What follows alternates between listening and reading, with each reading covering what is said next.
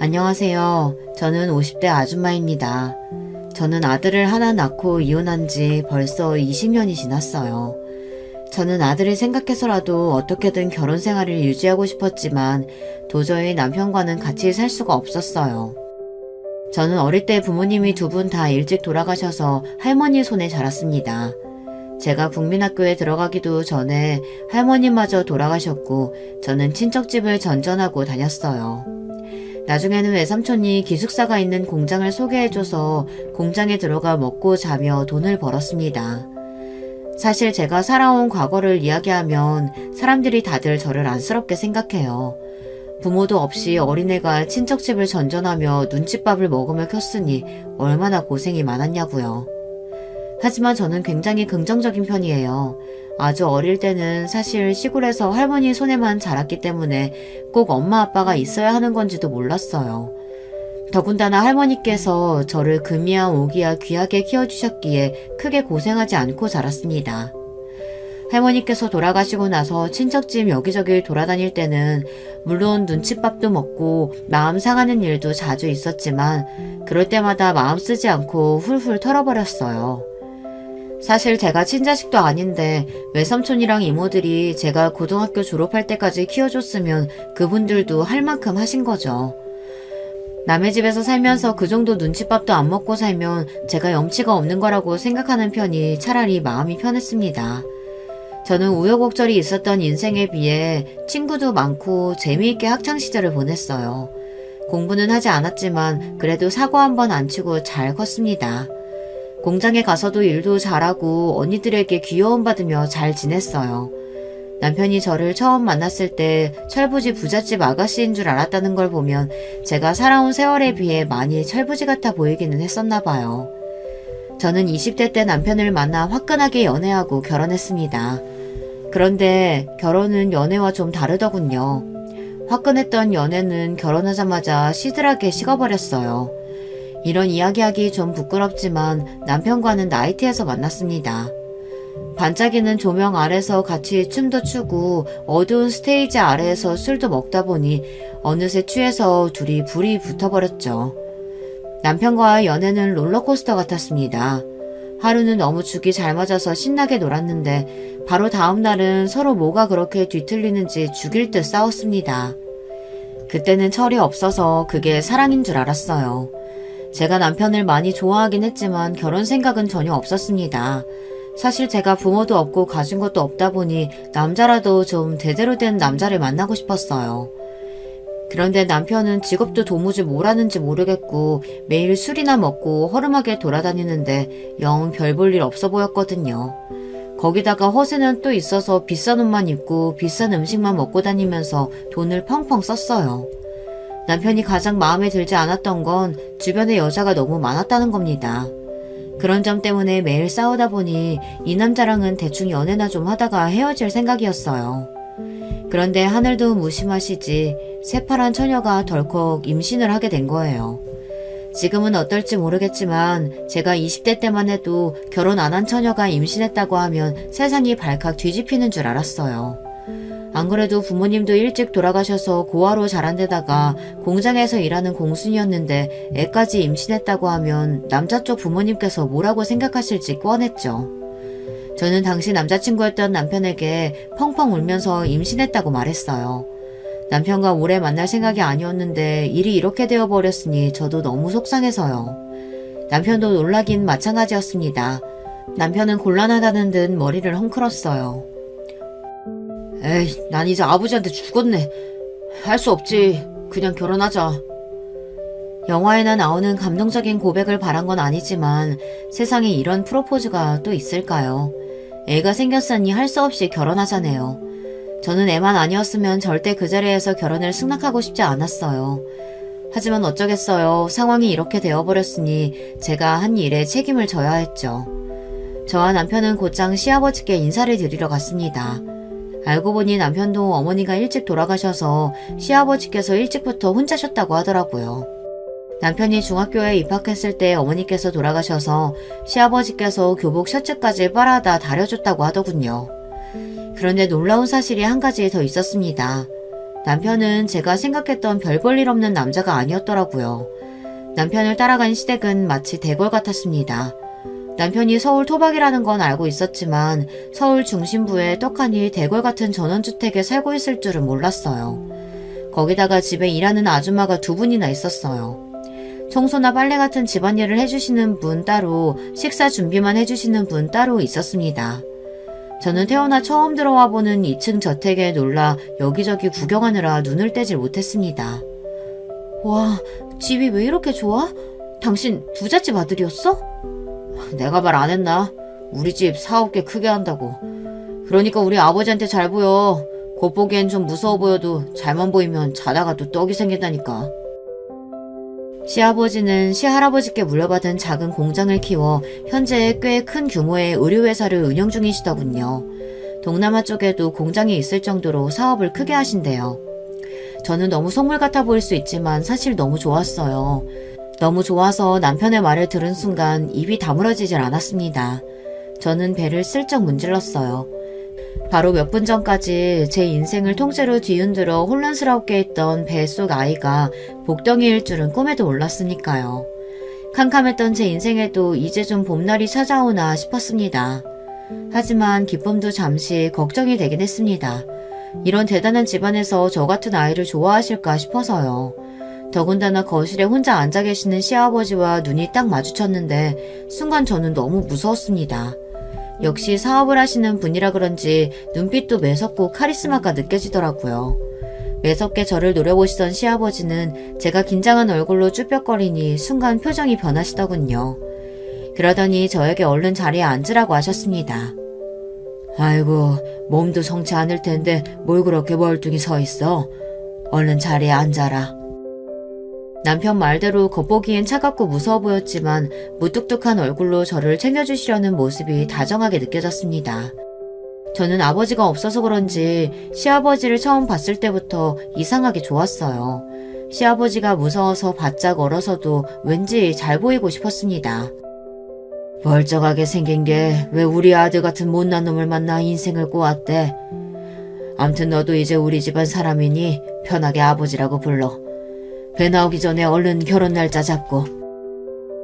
왜 그랬는진 모르겠는데 순간 저도 모르게 눈물이 왈칵 쏟아졌습니다. 저도 몰랐는데 나름 시아버지께 인사를 드리러 온다고 저도 긴장했나 봐요. 시아버지께서 부모님이나 제가 살아온 배경에 대해 꼬치꼬치 물으실까봐 겁먹고 있었는데 아무런 질문 없이 단번에 저를 가족으로 받아주시니 저도 모르게 울컥 감동하고 말았습니다. 저는 눈물을 참을 수 없어 이미 범벅이 된 얼굴로 시아버지께 연신 감사하다고 꾸벅 인사를 했습니다. 나한테 감사할 게 뭐 있어? 내가 방금 말했잖아.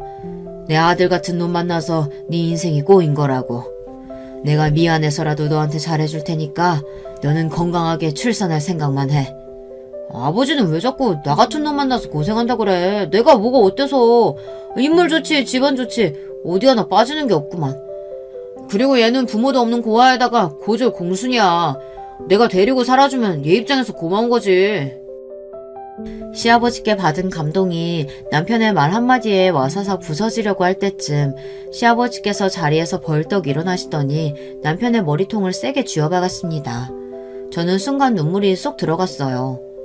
어휴, 너 이 자식 어디서 아내 될 여자한테 공순이에 고아라는 소리래? 그리고 네 처될 사람이 몇 살인데 고아야? 부모도 없이 이 정도 잘 자랐으면 잘 큰 거지. 에이그, 너는 이런 놈이 뭐가 좋다고. 암튼 난 몰라. 네가 선택했으니 내 아들 버리지 말고 잘 살아야 한다. 그렇게 저는 눈물로 범벅이 된 채로 고개를 끄덕이며 결혼 허락을 받았습니다. 사실 임신 사실을 처음 알았을 때 저는 너무 무서웠어요. 철딱선이 없는 남편과 자식을 키우며 앞으로 어떻게 살아야 하나 막막했거든요. 그런데 시아버지를 보자마자 믿음이 확 생겼습니다. 시아버지 곁에 있으면서 살다 보면 큰 걱정 없이 살아갈 수 있겠다 든든했어요. 그런데 시아버지는 돈복은 있어도 아무래도 자식복은 없는 것 같아요. 남편뿐이 아니라 다른 자식들도 영 부실했거든요. 어려서부터 하나부터 열까지 시아버지가 다 알아서 해줘서 그런지 남편이나 시동생 시누이까지 다들 혼자 알아서 하는 게 없고 철딱서니가 따로 없었어요. 결혼하고 보니 남편이 연애할 때 왜 그렇게 동네 백수처럼 아무것도 안 하고 나이트나 다니고 술이나 먹으러 다닐 수 있었는지 금방 알겠더라고요. 남편과 시동생 시누이는 대학 때까지 아르바이트도 한번 해본 적 없이 등록금은 물론이고 생활비를 다 받아서 썼대요. 거기다가 대학 졸업하고 나서는 셋 다 시아버지가 운영하는 회사에 다들 한 자리씩 차지하고 앉아서 월급을 받아먹고 있었어요. 일이나 성실하게 잘하면 몰라요. 남편만 봐도 매일 회사에 잘 나가지도 않고 친구들이나 만나고 술이나 먹고 다니기 바빴습니다. 회사가 규모가 있다 보니 시아버지가 일일이 자식들 하는 일까지 확인하지는 못하시는 것 같았어요. 아무래도 대표 자식들이다 보니 함께 일하는 직원들도 남편이나 시동생, 시누이 눈치를 보느라 위에 보고하지도 않은 것 같았죠. 제가 결혼해서 시댁에 들어갈 때 시동생과 시누이는 아직 결혼하지 않아 둘 다 처녀 총각이었어요. 당시에 둘 다 20대였는데 하는 일 없이 매달 꼬박꼬박 월급이 들어오니 아주 편하게 살고 있었습니다. 정말 아무것도 안 하고 매일 놀러 다니기 바빴어요. 그래서 그런지 시동생과 시누이도 남편과 별반 다르지 않았어요. 철도 없고 생각도 없었습니다. 하루는 이런 일이 있었어요. 저는 결혼 전까지 한 번도 집에서 쉬어본 적이 없어서 임신하고 나서 입덧을 하느라 집에 몇 개월 누워 있었다고 너무 좀이 쑤셨죠. 슬슬 입덧이 끝나고 배가 나오기 시작하자 몸이 무거운데도 저는 알아서 할 일을 찾아서 했습니다. 집에 일을 도와주시는 이모님이 오시더라도 집이 워낙 넓다 보니 은근 챙겨야 할 일이 많았거든요. 그런데 시누이와 시동생이 제가 알아서 집안일을 하는 게 어느새 익숙해졌는지 언젠가부터는 아예 저를 대놓고 부려먹으려고 하더라고요. 그날도 시누이가 외출하려고 준비를 하더니만 제 방에 들어오면서 노크도 안 하고 벌컥 문을 열고 들어왔어요. 언니, 내가 세탁 맡기라고 한 블라우스 안 찾아왔어요? 나 그거 오늘 입고 나가야 하는데 안 찾아오면 어떡해요? 같은 집에 사는 식구니 제가 외출하거나 장을 보러 갈 때 한 번씩 시누이 세탁물을 세탁소에 맡겨주고는 했습니다. 물론 도와줄 수는 있지만 그게 제 일은 아니에요. 그런데 시누이는 아무래도 제 일로 착각하고 있는 것 같더군요. 아가씨, 내가 블라우스를 맡겨줬으면 찾는 건 당연히 아가씨가 해야죠. 아가씨 세탁물을 왜 내가 찾아와요? 어머, 언니 너무 웃긴다. 그런 일이야 당연히 집에서 노는 사람이 하는 거지. 제가 왜 해요? 얄미운 표정을 하고 말하는데 너무 재수없었어요. 어쩜 같은 말을 해도 저렇게 기분 나쁘게 하는지 정말 모르겠습니다. 아가씨도 아무것도 안 하고 집에서 놀잖아요. 아가씨 일은 아가씨가 알아서 해요. 언니가 몇 개월 우리 집에서 편하게 살더니만 이제는 아예 주제 파악이 안 되나 보네? 나는 엄연히 직업이 있고 월급 받는 사람이지만 언니는 집에서 놀면서 우리 아버지한테 생활비 받아서 쓰잖아요. 그러면 당연히 세탁소 가는 건 언니가 할 일이죠. 시누이의 말에 저는 기가 막혀 순간 말문이 막혔습니다. 내가 언니라고 불러주니까 자기가 무슨 진짜 언니라도 되는 줄 아나. 주제도 안 되는 게 애부터 가지고 밀고 들어왔으면서 어디서 윗사람 흉내를 내? 아예 대놓고 사람을 무시하는데 저도 너무 화가 나서 한마디 하려던 참이었습니다. 그런데 그때 시아버지께서 방문을 벌컥 열고 들어오셨어요. 너 이게 지금 무슨 소리야? 어디 버릇없이 새언니한테 말을 그따위로 해? 내가 너 그렇게 가르쳤어? 시아버지는 남편에게 하듯이 시누이에게도 언성을 높여 화를 냈습니다. 그러자 시누이도 눈을 부라리며 시아버지에게 대들었어요. 아빠, 왜 내 이야기는 안 들어보고 화부터 내? 이 여자가 집에서 하는 일도 없으면서 내 블라우스 안 찾아놨다잖아. 뭐? 이 여자? 네가 아주 정신이 나갔구나. 도대체 자식이라는 것들이 하나같이 제대로 정신 박힌 놈이 없으니 아휴, 내가 속이 탄다 타. 너 앞으로 한 번만 더 새언니한테 그따위로 하면 회사에서 네 자리부터 빼버릴 테니까 그런 줄 알아. 시아버지의 불효령에 그제야 눈을 번쩍인 시누이는 바로 꼬리를 내리며 깨갱했습니다. 아버지, 내가 새언니랑 친해지려고 장난 좀 친 거 가지고 왜 그래? 언니 미안해요. 블라우스는 내가 찾아올 테니까 신경 쓰지 말아요. 시누이는 대충 미안하다고 둘러대더니만 애써 웃음을 지으며 방을 나갔습니다. 저는 너무 황당해서 웃음도 나오질 않았어요. 그런데 그때 시아버지께서 미안한 얼굴을 하시고는 저에게 사과를 했습니다. 새아가 미안하다. 애들 엄마가 일찍 세상을 떠나서 내가 애들이 안쓰러운 마음에 오냐오냐 키웠더니만 애들이 하나같이 다 저 모양이다. 나이만 먹고 철이라고는 없는 저 녀석들. 사람 구실이라도 하고 살라고 다 회사에 붙들어는 놨는데 하나같이 일할 생각은 안 하고 놀러만 다니니 내 속이 말이 아니다. 어쩔 줄 몰라 하는 표정으로 저에게 사과하시는데 저는 그런 시아버지가 안쓰러웠습니다. 시아버지의 마음도 이해되지 않는 건 아니에요. 일찍이 아내를 잃고 혼자 자식 셋을 키우셨으니 혼자 얼마나 힘드셨겠어요. 시아버지는 많은 연세에도 회사를 위해 밤낮 가리지 않고 주말까지 집안 공장을 다니시며 열심히 하세요. 제가 시댁에서 같이 살다 보니 시아버지의 스케줄을 웬만하면 다 알고 있었는데 젊은 저도 시아버지처럼은 못 살 것 같았어요. 어김없이 새벽이면 5시에 일어나셔서 동네 산책을 한 바퀴 돌고 집에 들어오셔서 신문을 보시며 아침을 드시고 7시면 어김없이 출근을 하셨죠. 그리고 항상 저녁 8시나 돼야 집에 돌아오셨습니다. 아버지는 자식들이 당신만큼은 아니더라도 비슷하게라도 해주기를 바라셨지만 자식 중 누구 하나 시아버지를 따르는 자식이 없었어요. 다들 한 집에 살면서도 시아버지를 피해 다니기 바빴습니다. 저는 그런 시아버지가 마음에 걸려 항상 저녁 8시에 저녁을 준비했어요. 집에 식사 준비를 거들어주시는 이모님이 계셨지만 하루에 한 끼 정도는 제가 챙겨드리고 싶어서요. 시아버지는 배울 점이 많을 뿐이라 저도 시아버지와의 저녁 시간을 기대하고 있었습니다.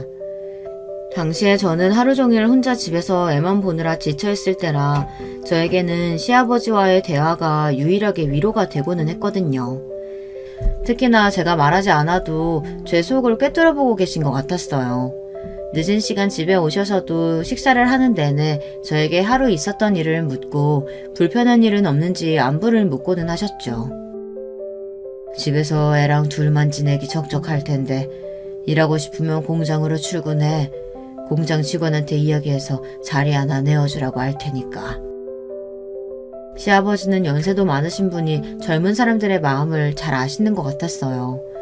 제가 혼자 집에서 아들을 키우느라 육아 우울증처럼 힘든 시기를 겪고 있을 때였는데 시아버지께서 때마침 저에게 일해볼 생각이 없느냐 제안을 해주셨습니다.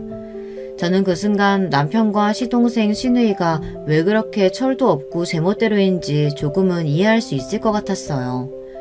시아버지가 자식들을 오냐오냐 키웠다는 게 아니라 시아버지처럼 자식들을 위해 헌신적인 분이 옆에 있다 보면 저 같은 사람도 평생 기대고 싶을 것만 같았거든요. 시아버지는 툭툭 별스럽지 않게 이야기하셨지만 저는 순간 괜히 울컥했습니다. 회사 일로 신경 쓸 일도 많으신 분이 이제 결혼한 지 얼마 되지도 않은 며느리한테까지 신경을 써주시는 게 감사했어요. 저는 대학도 안 나오고 간단한 컴퓨터도 다룰 줄 모르는데 제가 아버님 공장에 나가서 무슨 일을 하겠어요. 말씀만이라도 감사해요. 우리 회사에 대학 안 나오고 컴퓨터 못하는 직원들 많아. 무슨 그런 소리래. 회사 일이 싫으면 다른 거라도 얘기해봐라. 세학이 너 요리도 잘하고 반찬도 잘하던데 내가 식당이라도 하나 차려줄까? 말만 해라. 내가 다 도와줄 테니까. 시아버지께서 진심이 가득 담긴 눈빛으로 뭐든지 도와주겠다고 하시는데 저도 모르게 얼굴에 웃음꽃이 피었습니다. 저야 학교 다니기 훨씬 전부터 스스로 식사 준비를 하기 시작했으니 자연스레 몸에 밴 일이라 제가 요리를 잘한다고는 생각해 본 적이 없었어요. 그런데 시아버지께서 저에게 음식을 잘한다고 해주시니 저는 말로 표현할 수 없을 정도로 너무 기분이 좋더라고요. 결혼해서 자식 낳고 사는 남편도 제가 차려준 밥 먹고 맛있네 없네 이야기해 준 적도 없는데 평소 무뚝뚝한 시아버지께서 그렇게 이야기를 해주시니 더 기분이 좋았습니다. 그때였어요. 그날은 웬일로 일찍 들어온 남편이 저와 시아버지가 하는 이야기 소리를 듣고 멋대로 끼어들더군요. 아버지, 이게 다 무슨 소리예요? 제가 강남에 자리 좋은 데다가 이자카야 하나 차려달라고 했을 때는 들은 채도 안 하시더니만 집에서 팽팽 노는 주호 엄마는 무슨 식당을 차려준다 그래요. 그럴 돈 있으면 장남인 저한테 투자해야죠. 남편은 시아버지께서 제게 식당을 차려주겠다고 하는 소리에 샘이 나서 노발대발했습니다. 다 끝난 옛날 이야기까지 끄집어내며 술집을 차려달라고 졸랐어요. 이 자식아, 나 사업가야. 가능성이 있는 사람한테 투자해야지. 너처럼 가능성이라고 없는 놈한테 내가 왜 투자를 해? 주호 엄마가 할 줄 아는 게 뭐가 있다고 가능성이 있어요. 가능성이 있어도 내가 있지. 네가 가능성이 있긴 뭐가 있어? 내가 만들어준 배경 말고 네가 스스로 만들어낸 게 있기는 해? 내 회사에서 월급 도둑질하는 것만으로도 내가 많이 봐주고 있는 거니까 너는 이 작가야의 이자도 꺼내지 마. 시아버지는 겪으면 겪을수록 대단한 분이셨습니다. 남편과 시동생 시누이가 회사에서 날로 먹는다는 걸 모르시는 줄 알았는데 다 알고 계셨더라고요. 시아버지는 막연히 자식들을 믿고 있었던 게 아니라 자식들이 정신 차리기를 기다리고 계셨던 것 같아요. 내가 한 말 진심이니까 네 남편 이야기 신경 쓰지 말고 하고 싶은 거 있으면 편하게 얘기하렴. 저는 그냥 자격증이라도 좀 따서 제가 할 수 있는 일이 있으면 해보고 싶어요. 사실 저 운전면허도 없거든요. 저는 태어나서 누군가에게 하고 싶다는 게 있다는 말을 처음으로 해봤습니다. 항상 머릿속으로만 혼자 막연하게 떠올리던 일이었는데 어느새 저도 모르게 시아버지에게 주절주절 말하고 있었어요. 사실 20살 공장에 다닐 때부터 저는 운전면허가 따고 싶었어요. 기숙사에 살면서 공장에서 일하다 보니 매일 공장 안에만 있었거든요. 다른 사람들은 일요일이나 휴가 때 부모님이 계신 본가에라도 가지만 저는 갈 곳이 없으니 일요일이든 휴가든 항상 기숙사에 있었어요. 그럴 때 든 생각이 운전이라도 할 줄 알면 혼자 여기저기 여행이라도 다닐 텐데 싶더라고요. 그래, 운전면허 좋지. 면허만 있어도 애 데리고 여기저기 다닐 수 있으니까. 그리고 너는 어릴 때부터 하고 싶었던 거 없었어? 꿈 같은 거 말이다. 시아버지의 말에 어릴 때 기억을 끄집어내보니 저는 간호사가 되고 싶었습니다. 어릴 때 할머니가 병원에 입원한 적이 있었는데 그때 제가 자주 병원에 가면 저를 볼 때마다 놀아주고 돌봐줬던 간호사 선생님이 있었어요. 어린 마음에 그분이 너무 예쁘고 멋있게 보였거든요. 저는 매일 저녁 시아버지와 저녁을 같이 먹다 보니 어느새 시아버지가 편해져서 시아버지에게 이런저런 이야기를 했어요. 시아버지도 제 이야기에 항상 귀 기울여 들어주셨습니다. 그러다 보니 저는 운전면허 이야기도 하고 간호사 선생님 이야기도 했어요. 그러자 시아버지께서 저더러 다짜고짜 보모부터 구하라고 했습니다. 보모 구해지는 대로 주호는 보모한테 맡기고 운전면허부터 따. 그리고 나이가 있어서 간호사가 되긴 힘들지만 간호조무사나 요양보호사 자격증 같은 건 딸 수 있을 거야. 내가 비서한테 당장 학원 알아보라고 할 테니까 등록하고 다녀봐. 에이, 애엄마가 애 두고 어디를 나가요. 말씀만이라도 항상 감사해요. 성공하는 사람들은 다 이유가 있습니다. 시아버지의 추진력은 정말 대단해요. 제가 지나가는 말로 한 것도 시아버지는 허투루 듣지 않으셨습니다. 인생은 100세 시대인데 애 낳고 나이 좀 들었다고 못하는 일이 어디 있냐입니다. 지금이라도 준비해서 뭐든지 해보라고 하셨어요. 며칠 뒤 시아버지는 정말 보모도 구해주시고 학원도 다 등록해주셨어요. 저에게 도대체 무슨 복인지 모르겠습니다. 제 팔자에 어떻게 이렇게 좋은 시아버지를 만났나 싶어서요. 저는 시아버지 덕분에 결혼하고 아들을 키우는 동안 너무 행복했어요. 아버님 덕에 운전면허도 따고 간호조무사 자격증에 요양보호사 자격증까지 땄습니다. 거기다가 면허가 나오자마자 차까지 사주시고 연수까지 직접 해주셨습니다. 제가 겁이 많아 운전하면서 허둥거리는데도 자상하게 잘 가르쳐 주셨어요. 정말 친아버지처럼요. 그때도 시동생이 셈을 부려서 민망했습니다. 시아버지가 저에게 사주신 차가 평소 시동생이 갖고 싶다고 노래를 불렀던 차더라고요. 시동생은 저에게 연신 자기 차랑 바꾸자고 했었는데 시아버지께서 안 된다고 했습니다. 제가 아직 초보라 사고가 날 수도 있으니 무조건 튼튼한 차를 타고 다녀야 한다고요. 사람은 환경에 적응하는 동물이라더니 저도 어느새 시아버지에게 적응해서 언젠가부터 저도 모르게 시아버지에게 투정도 부리고 하소연도 하게 됐어요. 제가 머리가 나빠서 그런지 운전 실력이 너무 안 늘어요. 아버님이 차까지 사주셨는데 저 이러다 장롱면허 되면 어떡해요? 네가 머리가 나쁘긴 뭐가 나빠. 간호조무사에 요양보호사 자격증까지 다 한 번에 붙었는데 애 낳고 공부하기가 어디 쉬운 일이니? 운전은 해볼수록 느는 거니까 고모한테 주워 맡기고 혼자 여기저기 매일 차 끌고 다녀봐. 금방 늘 거야. 시아버지는 언제나 저를 지지하고 응원해 주셨어요. 심지어 저에게 힘든 일이 생겼을 때도 누구보다 저를 위로해 주셨습니다. 어느 날 제가 차를 끌고 동네 마트에 다녀오다가 접촉사고가 난 적이 있어요. 초보 운전인데다가 처음 겪는 사고에 너무 당황해서 어쩔 줄 몰라 하고 있었습니다. 더군다나 상대방 운전자가 젊은 남자였는데 자꾸만 저에게 소리를 질렀어요. 아줌마! 운전을 못하면 버스를 타든지 걸어 다녀야지. 왜 차를 끌고 나와서 다른 사람한테 폐를 끼쳐? 덩치도 크고 우락부락하게 생긴 사람이 소리를 지르는데 저도 너무 무서웠습니다. 저는 급한 마음에 남편에게 전화했어요. 그런데 제 사고 이야기를 듣고도 남편은 태평하게만 했습니다. 아버지가 차 좀 사줬다고 맨날 신나서 끌고 다닌다 했더니만 결국은 사고를 치는구나.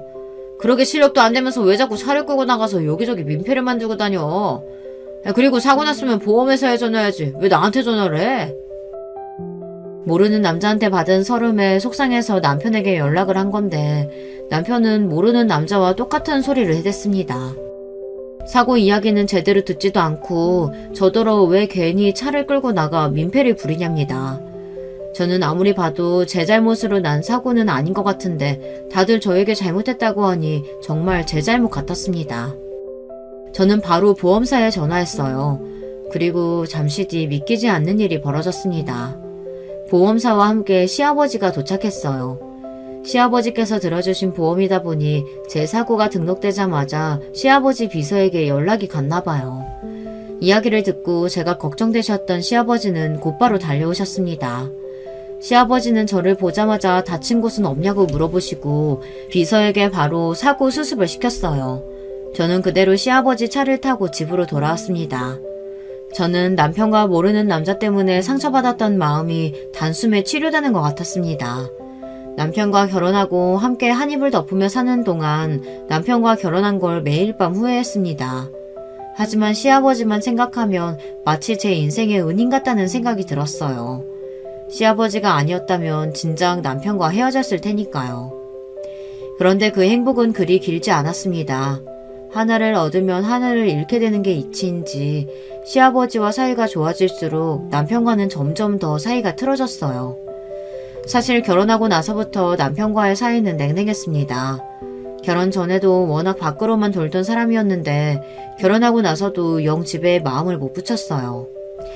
아이가 태어나면 좀 변할 줄 알았는데 남편은 아들이 태어나고 나서도 전혀 변하지를 않았습니다. 오히려 더 이상해졌어요. 남편은 아들이 태어나고 나서도 거의 매일 밤 술에 취해 들어왔습니다.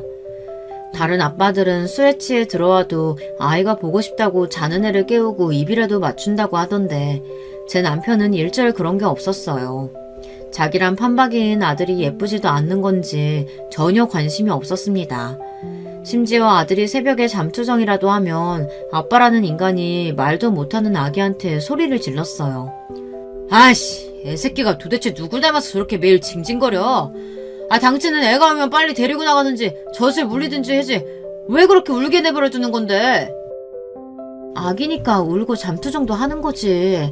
당신은 어른이 돼서 잠 좀 못 잔다고 왜 그렇게 화를 내? 저는 남편이 한심했습니다. 나이만 먹었지 도무지 배려심이라고는 코딱지만큼도 없었어요. 에이, 이놈의 집구석 지겨워서 들어오기 싫다니까. 남편은 매일 술에 취해 들어와 집에서 잠만 자고 나가면서도 저만 보면 매일 그렇게 화를 내고 구박했어요. 어떨 땐 제가 하지도 않는 일을 가지고 꼬투리를 잡고 늘어지기까지 했습니다. 저랑 결혼해서 본인 인생이 꼬였다는 둥, 저 때문에 발목이 잡혀서 불행하다는 둥, 아내에게 하지 말아야 할 소리를 생각 없이 짓거렸어요. 저는 그럴 때마다 아들이 남편의 말을 듣기라도 할까봐 어린 아들의 귀를 막았습니다. 저는 남편만 생각하면 하루라도 빨리 남편과 헤어지고 싶었습니다. 결혼하고 거의 매일 남편과 싸웠거든요. 아무리 집이 넓고 층이 다르다고 해도 시아버지도 알고 계셨을 거예요. 그래도 시아버지는 며느리인 저에게 싫은 소리 한 번 하신 적이 없어요. 항상 제게 힘든 거 없냐, 속상한 일 있으면 언제든 이야기하라고 하셨습니다. 그러던 중 아무리 시아버지가 좋고 자식을 생각한다고 해도 그냥 참고 넘어갈 수 없는 일이 생겼습니다. 남편이 바람을 피우다 걸렸거든요. 결혼하고 애가 돌이 넘어갈 때까지 남편은 항상 술에 취해 집에 들어왔기 때문에 밖에서 뭘 하고 다녔는지 알 수가 없었어요. 물론 남편이 혹시나 딴짓을 하고 다니는 거 아닐까 의심한 적은 있었지만 애써 알고 싶지 않았습니다. 그런데 언제부턴가 남편에게서 이상한 낌새가 보였어요. 원래 아무리 술을 많이 먹어도 새벽에라도 집에 들어왔었는데 얼마 전부터 아예 외박을 하더라고요. 전화해도 받지도 않고요. 그러던 어느 날이었습니다. 제가 욕실에서 아들을 씻기고 있는데 밖에서 남편 핸드폰 벨소리가 들리더라고요. 그런데 그 순간 남편이 슬그머니 핸드폰을 챙겨서 베란다로 나갔어요. 제가 욕실에 있는데 굳이 나가서 받을 전화가 뭐가 있겠어요. 회사에서는 제대로 하는 일도 없는 자리만 차지하고 있는 사람이 업무 전화할 리는 없었죠. 저는 뭔가 촉이 이상해서 그날 남편이 잠들자마자 핸드폰을 뒤졌습니다. 남편이 허술한 건지 제가 눈치가 없는 줄 아는 건지 핸드폰의 기록을 모두 다 그대로 놔뒀더라고요. 그런데 남편의 통화 기록은 뭔가 이상했습니다. 로즈, 유리, 로얄, 제니 이런 비슷한 이름들이 줄줄이 적혀 있었어요. 저는 황당해서 한참을 통화 기록을 확인했습니다. 아무리 봐도 이상해서 저는 곧바로 남편 핸드폰에 적힌 번호들을 다 제 핸드폰에 따로 저장했습니다. 그리고 다음날 바로 남편 핸드폰에 저장되어 있던 번호로 전화를 돌렸어요. 그런데 차라리 전화하지 말 걸 그랬어요. 몰랐으면 이렇게까지 마음이 아프지는 않았을 테니까요. 글쎄 남편 핸드폰에 저장된 여자들은 모두 다 술집 여자들이었어요. 그 여자들은 단순히 술집에서 일하는 종업원이 아니라 모두 다 제 남편과 여보 자기하는 사이더라고요. 남편은 애인이 한 명도 아니고 술집마다 하나씩 있었어요. 그 순간 저는 모든 게 다 후회됐습니다. 제가 지금까지 뭘 기대하며 산 건지 모르겠더라고요. 남편이 저나 아들에게 관심도 없고 항상 밖으로만 돌아도 정도는 지킬 줄 아는 사람이라고 믿고 싶었어요. 제가 가장 존경하는 시아버지의 아들이니까요. 하지만 남편은 제가 생각하는 것보다 훨씬 더 개차반이었습니다. 저질도 이런 저질이 없었어요. 저는 그날 밤 남편이 들어올 때까지 벼르고 있었습니다. 남편과 단판 지으려고요. 그런데 남편은 그날까지도 술에 잔뜩 취해서 집에 들어왔어요. 남편은 아주 뻔뻔하기 짝이 없었습니다. 제가 남편 핸드폰에 저장된 술집년들이랑 다 통화했다고 말을 했는데도 남편은 그게 뭘 어쨌다고 이러는 거냐며 오히려 되묻더군요. 당신이야말로 나에 대해 몰랐던 것처럼 왜 이래? 우리도 나이트클럽에서 만난 거 잊었어? 내가 지금 술집 좀 다니는 거 가지고 이래? 당신 여자친구라는 년들이랑 내가 다 통화했다니까? 아들까지 딸린 유부남 주제에 아주 강남의 유명한 술집 년들이랑은 다 연애하고 있었더라? 남편은 자신이 이런 거 모르고 결혼했냐고 오히려 적반하장으로 나오더군요. 사실 연애할 때도 비슷한 문제로 많이 싸우긴 했어요. 남편은 술만 먹으면 이 여자 저 여자한테 찝쩍거리는 주사가 있어서 연애할 때도 바람을 피우다 걸린 적이 있었어요. 하지만 그건 연애할 때였고 남편은 다시는 그러지 않겠다고 제 앞에 무릎까지 꿇고 용서를 빌었습니다. 그 이후 저는 남편을 믿었어요. 더군다나 이제는 결혼한 유부남인데 아직도 그러고 다닐 줄은 꿈에도 생각을 못했죠. 이래서 한번 바람 피운 놈은 절대 용서해주는 거 아니라고 했는데 내가 잘못 생각해도 한참을 잘못 생각했지. 저런 인간 뭘 믿고 애까지 낳아서는. 저는 아무리 생각해도 제 팔자가 너무 불쌍해서 바닥에 주저앉아 하소연을 좀 했습니다. 속이 너무 답답해서요. 그런데 그 순간 말도 안 되는 일이 벌어졌습니다. 남편은 갑자기 흥분하더니 멀쩡한 선풍기를 들어 제 쪽으로 던졌습니다. 그래서 자기더러 뭘 어쩌냐 하는 거냐고 소리를 지르면서요. 그래서 뭘 어쩌라고? 네 주제에 나랑 뭐 이혼이라도 하겠다는 거야 뭐야? 저는 순간 너무 놀라서 눈이 휘둥그레졌습니다. 하마터면 제가 남편이 던진 선풍기에 맞을 뻔했거든요. 저는 자리에서 벌떡 일어나 남편에게 달려들어 이게 지금 뭐하는 짓이냐고 따졌어요. 그러자 더 화가 난 남편이 제 어깨를 세게 밀치는 바람에 제가 바닥에 꼬꾸라지며 넘어졌습니다. 이 인간이 매일 나가서 바람 피우는 것도 모자라서 이제는 마누라를 패? 내가 너 가만히 둘 줄 알아? 이게 아직도 정신을 못 차렸네. 너 진짜 나한테 좀 맞아볼래? 남편은 그대로 저에게 달려들더니 제 몸 여기저기를 주먹으로 갈겼습니다. 저는 남편의 힘에 밀려 바닥에 넘어졌어요. 너 이 자식, 지금 뭐 하는 거냐? 남편에게 쉴 새 없이 맞는 동안 저는 이대로 죽을지도 모르겠다 싶었습니다. 술에 취한 남자가 달려드는데 제 힘으로는 도무지 막아낼 수가 없더라고요. 그 순간 시아버지가 들어오지 않았다면 저는 정말 맞아 죽었을지도 몰라요. 그 광경을 목격한 시아버지는 남편에게 달려들어 남편을 끌어내고 마구잡이로 남편을 두들겨 팼습니다. 그런데도 남편은 자기 잘못을 모르고 오히려 큰 소리를 쳤어요. 아버지는 도대체 누구 편이야? 옆에 내가 남편한테 겁도 없이 고래고래 소리를 지르는데 그걸 보고만 있어? 때려서라도 버릇을 고쳐야지. 남편은 자기 잘못도 모른 채 술에 잔뜩 취해서 눈이 아예 돌아 있었어요. 이런 개자식을 봤나? 내가 너 진작 망나니인 줄은 알았는데 이 정도인 줄은 몰랐다, 이 자식아. 내가 너 가만히 둘 줄 알아? 지금 당장 감방에 보낼 거야. 그날 밤 시아버지는 정말로 당신 아들을 경찰에 신고했습니다. 잠시 후 도착한 경찰들에게 시아버지는 아들이 며느리를 때렸다고 증언을 하고 당장 잡아가라고 했습니다. 그날 밤 남편은 경찰들에게 끌려가 유치장에서 하루를 보냈어요. 남편을 유치장에 보내고 들어온 시아버지는 조심스레 방에 들어와 저를 부르셨습니다. 그러고는 거실로 내려온 제 앞에 무릎을 꿇고 앉으셨어요. 미안하다, 애미야. 내가 도무지 널 볼 낯이 없다. 시아버지의 행동에 저는 놀라 어쩔 줄을 몰랐습니다. 얼른 일어나시라고 시아버지를 일으켜 세웠어요.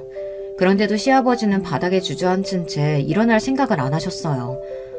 아버님 왜 이러세요? 아버님이 이러시면 저 마음 약해져서 안 돼요. 저 그 인간이랑은 더는 못 살아요. 아버님이 이러셔도 이혼할 거예요. 저는 남편이 선풍기를 저에게 던진 순간 이대로 살 수 없다 굳게 마음먹었습니다. 아무리 이 집에 살고 싶어도 저런 개같은 인간이랑은 더는 하루도 살 수 없었어요. 나 애미 너 이혼 못하게 하려는 거 아니야. 정말 너한테 너무 미안해서 그래. 내가 지금까지 네가 너무 아까워서 내 아들놈이 개자식인 걸 알고도 이혼하라는 소리를 못했었다. 근데 이제 나도 더는 안 되겠다. 너를 위해서라도 내가 놔줄 테니 이혼해라. 시아버지는 바닥에 무릎을 꿇은 채로 남편을 대신해 제게 사과를 하시고는 이혼을 하라고 하셨어요. 저는 그 순간 어째서인지 눈물이 펑펑 쏟아졌습니다. 지난 제 결혼 생활을 생각하면 남편 때문에 힘들고 끔찍한 순간도 많았지만 사실 시아버지와 좋았던 기억도 많아요. 저를 낳아주신 진짜 아버지는 기억도 나질 않아서 잘은 모르지만 시아버지와 있다 보면 진짜 내 아버지 같다 느낄 때가 많았거든요. 하지만 시아버지와 제가 아무리 사이가 좋아도 며느리와 시아버지로 만난 사이다 보니 제가 남편과 이혼하게 되며 모든 관계가 정리됐습니다. 이혼마저 시아버지 덕분에 깔끔하게 끝났어요. 시아버지는 저에게 위자료와 양육권 모두를 주기로 하셨습니다. 아들과 편하게 지내라고 서울의 아파트 한 채와 위자료를 100억이나 주셨어요. 때문에 남편이랑 시동생 시누이는 노발대발 난리를 쳤어요. 저에게 왜 100억이나 주냐고요. 저는 그렇게 30이 간 넘은 나이에 아들을 데리고 이혼했습니다. 사실 제가 워낙 배운 것도 없고 경력도 없다 보니 이혼하고 어떻게 살아야 하나 막막했었는데 그래도 시아버지께서 위자료를 주신 100억 덕분에 아이 키우는 데는 불편한 것 없이 편하게 살았어요. 더군다나 혼자 애를 키우며 살다 보니 시아버지 덕분에 딴 운전면허와 자격증들도 아주 잘 썼습니다. 거기다가 시아버지에게 정말 감사한 게 매달 양육비를 제외하고도 제 아들 통장으로 100만 원씩이나 따로 송금을 해주셨습니다. 처음 아들 통장으로 100만 원이 들어왔을 때 저는 놀라서 시아버지에게 바로 전화했어요. 오랜만에 통화해 시아버지에게 묻고 싶은 것도 많고 건강은 좀 어떠신지 안부도 묻고 싶었지만 더는 그럴 사이가 아니라는 생각이 드니 괜히 무뚝뚝하게 왜 주호 통장으로 돈을 보냈냐고 물었습니다. 그러다 시아버지께서 하신 말씀에 저는 또 울컥하고 말았어요. 내가 내 손주한테 용돈 좀 주고 싶어서 그렇지. 근데 그 돈은 내 손자한테 주는 돈이니 엄마인 네가 알아서 해라. 시아버지는 여전하셨습니다. 무뚝뚝하지만 정이 깃든 목소리로 할 말만 하시고 전화를 끊으셨어요. 저는 시아버지와 통화하고 나서 얼마나 한참을 울었는지 몰라요. 이제는 아무 사이도 아닌 사이였지만 마치 친정아버지와 통화라도 한 것처럼 마음이 울컥했습니다. 이상하게 시아버지는 항상 제 편인 것만 같은 느낌이 들었어요. 저는 이혼하고 아들과 단 둘이 되었지만 그래도 마음 한구석에는 시아버지에 대한 좋은 기억을 가지고 살며 힘든 일이 있을 때마다 그 추억을 꺼내보며 제 결혼 생활이 아주 최악은 아니었다라며 스스로를 위로했습니다. 여자 혼자 아들을 키우다 보면 별의별 일이 다 있었는데 그래도 그럴 때마다 그 방법이 꽤 효과가 있었어요. 그렇게 시간이 흘러 저는 훌쩍 나이가 들었습니다. 아들도 성인이 됐습니다. 아들이 군대에 가기 전 할아버지에게 인사를 드리고 싶다고 해서 제가 시아버지에게 연락을 하려던 참이었어요. 사실 남편과는 이혼하고 나서 따로 만난 적이 한 번도 없어요. 그나마 아들과는 한 달에 한 번 만나기는 하는데 저는 남편 얼굴은 다신 보고 싶지 않아 아들만 보냈습니다. 하지만 시아버지에게만은 자주 안부 전화를 하기는 했어요. 자식이 셋이나 있어도 아버지한테 신경 쓰는 자식이라고는 하나도 없으니 시아버지가 염려돼서 연락을 안 할 수가 없더라고요. 하지만 시아버지와 따로 얼굴을 보고 만난 적은 많지 않았어요. 아들이 학교에 입학하거나 졸업할 때만 간간히 한 번씩 뵙고는 했습니다. 그런데 아들이 군대에 가기 전 시아버지를 뵙고 온 뒤 이상한 문자가 저에게 왔습니다. 혜미야, 이제 주호가 진짜 어른이 됐구나. 오늘로써 이 돈이 내가 우리 주한테 주는 마지막 돈이다. 에미야, 너한테는 정말 많이 미안했다. 저는 이게 무슨 소리인가 싶어 한참을 문자를 바라봤습니다. 그런데 잠시 뒤 모르는 번호로 전화가 왔어요. 전화를 받으니 시아버지의 담당 세무사였습니다. 시아버지께서 제 아들에게 재산을 30억이나 상속하셨다면서 필요한 서류가 있으니 준비하라고 했습니다. 서류가 확인되는 대로 바로 통장으로 30억이 들어갈 거라고요. 저는 너무 놀라서 그게 도대체 무슨 소리냐고 몇 번이나 물었어요. 그런데 세무사는 시아버지께서 유언장을 정리하며 부탁하신 내용이니 바로 서류부터 준비하라고 했습니다. 저는 아무래도 이상해서 곧바로 시아버지에게 전화를 걸었습니다. 30억은 또 뭐고 유언장은 뭔가 해서요. 그런데 더 불안하게 시아버지께서 계속 전화를 받지 않았어요. 저는 아무래도 안 되겠다 싶어 곧장 시아버지 댁으로 달려갔습니다. 오랜만에 도착한 시댁은 어쩐지 달라져 있었어요. 언제나 위험있고 대궐 같았던 집이 어쩐지 쓸쓸하고 초라하게만 보였어요. 마치 사람이라고는 아무도 살지 않는 것처럼 보였습니다. 저는 순간 이상한 느낌이 들어 초인종을 급하게 눌렀습니다. 그런데 안에서는 아무런 기척도 느껴지질 않았어요. 저는 불안감에 대문을 마구 두드리려는데 그 순간 문이 삐그덕 소리를 내더니 열렸습니다. 문이 열려 있었나 봐요. 저는 생각할 틈도 없이 곧장 대문을 열고 들어가 넓은 정원을 가로질러 현관 비밀번호를 눌렀습니다. 시아버지 집 현관 비밀번호는 언제나 돌아가신 시어머니의 생신이었습니다. 달칵 현관문이 열리자마자 저는 집 안으로 들어갔어요. 그런데 그 순간 저는 충격적인 현장을 마주하고 말았습니다. 바로 시아버지께서 천장에 줄을 매달고 바로 밑 작은 의자에 앉아 계셨어요. 저는 놀라서 시아버지에게 달려갔습니다. 아버님, 지금 뭐 하시는 거예요? 아버님이 죽기는 왜 죽어요? 저는 너무 화가 나고 속상해서 시아버지에게 매달린 채 눈물이 왈칵 쏟아졌습니다. 이 상황이 믿기지 않아서요. 혜미야, 나도 정말 죽고 싶었는데 마지막 순간까지 발이 떨어지질 않더라.